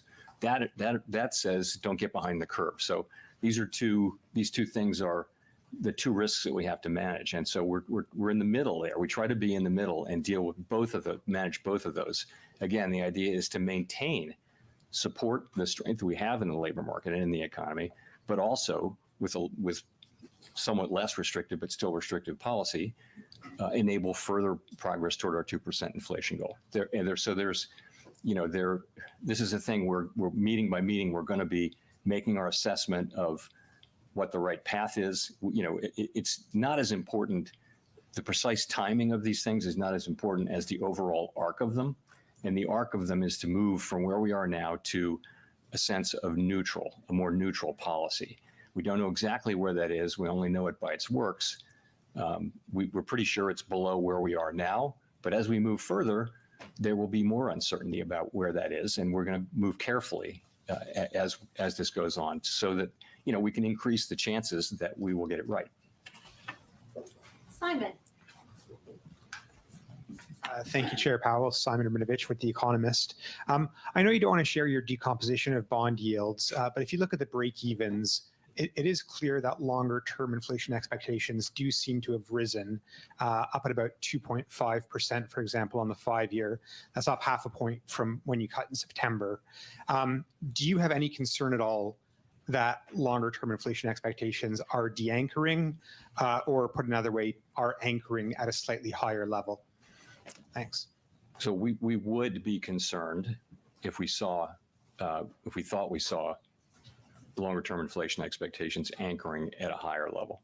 That's not what we're seeing. We're still seeing between surveys and market readings broadly consistent with. I looked at the 5-year earlier today, and it's probably moved, but it's just not. It's kind of right where it's been, and also it's pretty close to consistent with 2% PCE inflation. So that's one that's been a traditional one that we look at a lot. But overall, expectations seem to be and really have throughout this in a place that's consistent with 2% inflation. But you're right to say we watch that very carefully, and we will not allow inflation expectations to drift upward. But that's really why we reacted so sharply back in 2022 was to avoid that.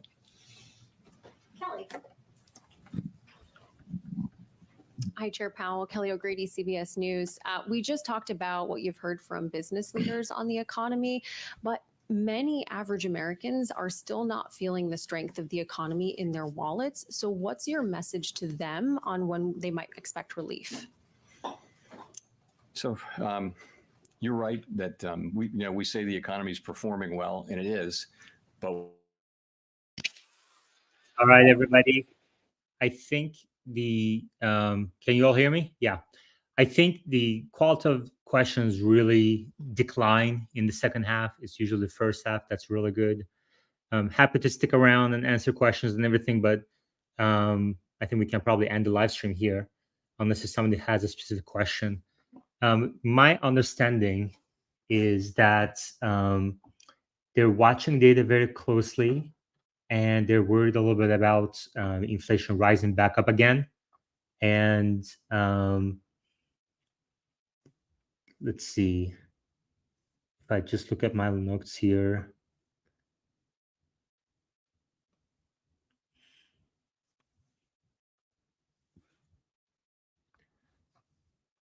He talked about the one thing I thought was interesting was he said the employment market is continuing to weaken, but I don't think the data shows that necessarily. I think the job growth and the payrolls growth has kind of come down a little bit, but if you look at the initial weekly claims for unemployment benefits, that has actually come down, and so that's one thing I'm watching. I don't know if the employment market is continuing to weaken. I think the unemployment rates also came down too. So I thought that was an interesting comment, especially with stock prices rising. I don't know why companies would increase layoffs. So it's a bit of a kind of tug and pull right now on the employment market. One of the questions was really good. One of the questions pointed to two sentences that were removed from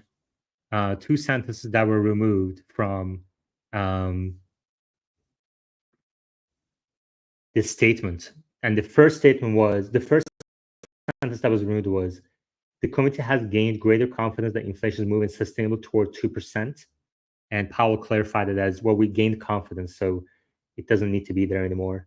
And then the second sentence was, since earlier, let's see, the progress on inflation has balanced the risks. It's sort of in its goals, okay. And then in the first paragraph, they added, since earlier in the year, labor market conditions have generally eased. And they struck out, job gains have slowed. That's an interesting wording change. I need to think about it a bit more. Inflation has made progress toward committees. Okay, so it's really the second paragraph. The committee has gained greater confidence, and he clarified that as saying we gain confidence, doesn't need to be there anymore. He was asked about what would it take to pause. He said it's in a very balanced way. He said something along the lines of, well, according to incoming data, we can adjust policy path and where it needs to be. And he gave an example of why they would cut, a very brief example, and then he kind of elaborated some more on, like, longer on what it would take to pause. So I think that they're getting ready for a pause. I think they might be getting ready for a pause for the next meeting. I think especially with the Trump administration, if they continue to talk about higher tariffs, extension of tax rate cuts, and this high budget deficit continuing, I think the Fed, even though he said many times today that they're not going to talk about fiscal policy today, they're not going to guess what the policy is going to be, but Trump administration's policies are clearly inflationary. So depending on how that pans out in the coming weeks and months, I think that the market will start adjusting towards a higher interest level expectation. So if I pull up the CME Fed Watch tool,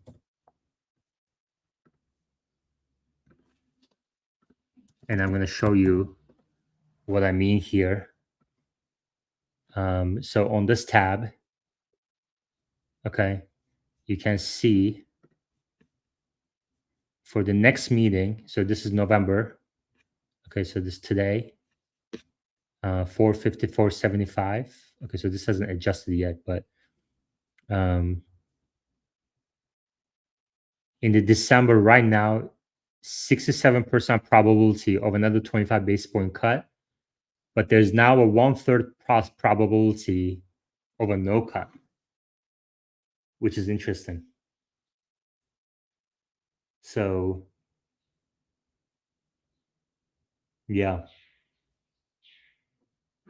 the markets are pricing a 1/3 probability of a no cut in the next meeting, and I think this will probably become 50-50 as we go through the coming weeks. So that's my guess for now. We can keep talking about it, and I'm curious about your comments in the replies as well. Let's see. Cookie says, "Why did the meeting stop?" Like, I think the second half of these meetings is just not informative. Dr. Coco says, "Agree, Yaman. I think they also want to see if this market calms down or keeps going into a Santa rally." Yep, I agree. He did talk about financial conditions. Yeah. Kevin King says he needs to say these idiots have to stop running the debt at an unsustainable rate. Yeah, I mean, I think this is going to be I've been actually surprised. I mentioned in today's space as well that the debt levels has been an ongoing topic for more than 10 years, more than 20 years, really. But only in recent months, I'm noticing it come up more and more often, and people are actually taking action in their bets in the market. So people are like, asset managers are starting to adjust their portfolios with an expectation of higher bond yields. And Jeff Gundlach, I was listening to an interview that happened about a week ago, so that would have been before the election. It's a half-hour interview. Jeff Gundlach is taking action, and he pointed out in the United Kingdom last year there was the government proposed a policy, and the bond market didn't like it, and rates went up 150 basis points overnight, which is a massive move. And he highlighted that there might be a failed auction in the US as well.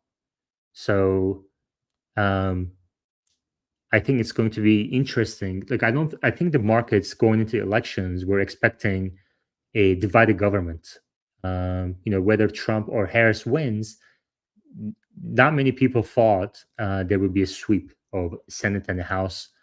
So I think that the inflationary policies have a higher chance now of becoming law. And I think the markets are adjusting for that. So that's why we've seen yield curve jump substantially after the election. And I would expect I would expect a continuation of that trend. It's going to be up and down, 2 steps forward, 1 step back, and everything. It's going to be a bumpy ride. But the longer end of the curve could rise about 450 and maybe even towards 5%. And if that happens, that obviously has very material implications on the housing market, home prices, auto loan rates, demand for Teslas. And so I think this is why I'm kind of paying close attention to this. And so we'll see. So I'm kind of laser focused on the 10-year yield, 5-year, 10-year yields right now these days. Butternut Grave says the Doge department will have to clean up spending. That itself will be hard, if not impossible. So, I think Elon would be able to identify what should be cut, and I think he will have Trump's support as well. And the problem is when Elon makes these drastic cuts in his companies or drastic changes of strategy, he's able to implement them at a very rapid rate because he controls these companies. He controls Twitter. He effectively controls Tesla. But obviously, that's not going to be the case with the government. And so I think the beneficial effect of Doge, like Department of Government Efficiency, or any efforts around lowering the budget deficit, I think it's going to be much bumpier than Elon expects, or Trump expects. So, but in the near term, the markets are pricing in higher yields with the expectation of inflationary policies becoming law. So, yeah, it's going to be interesting to see. Okay. Let's leave that here. Thank you very much, everybody. I will chat with you all in Tesla Live tomorrow. Take care.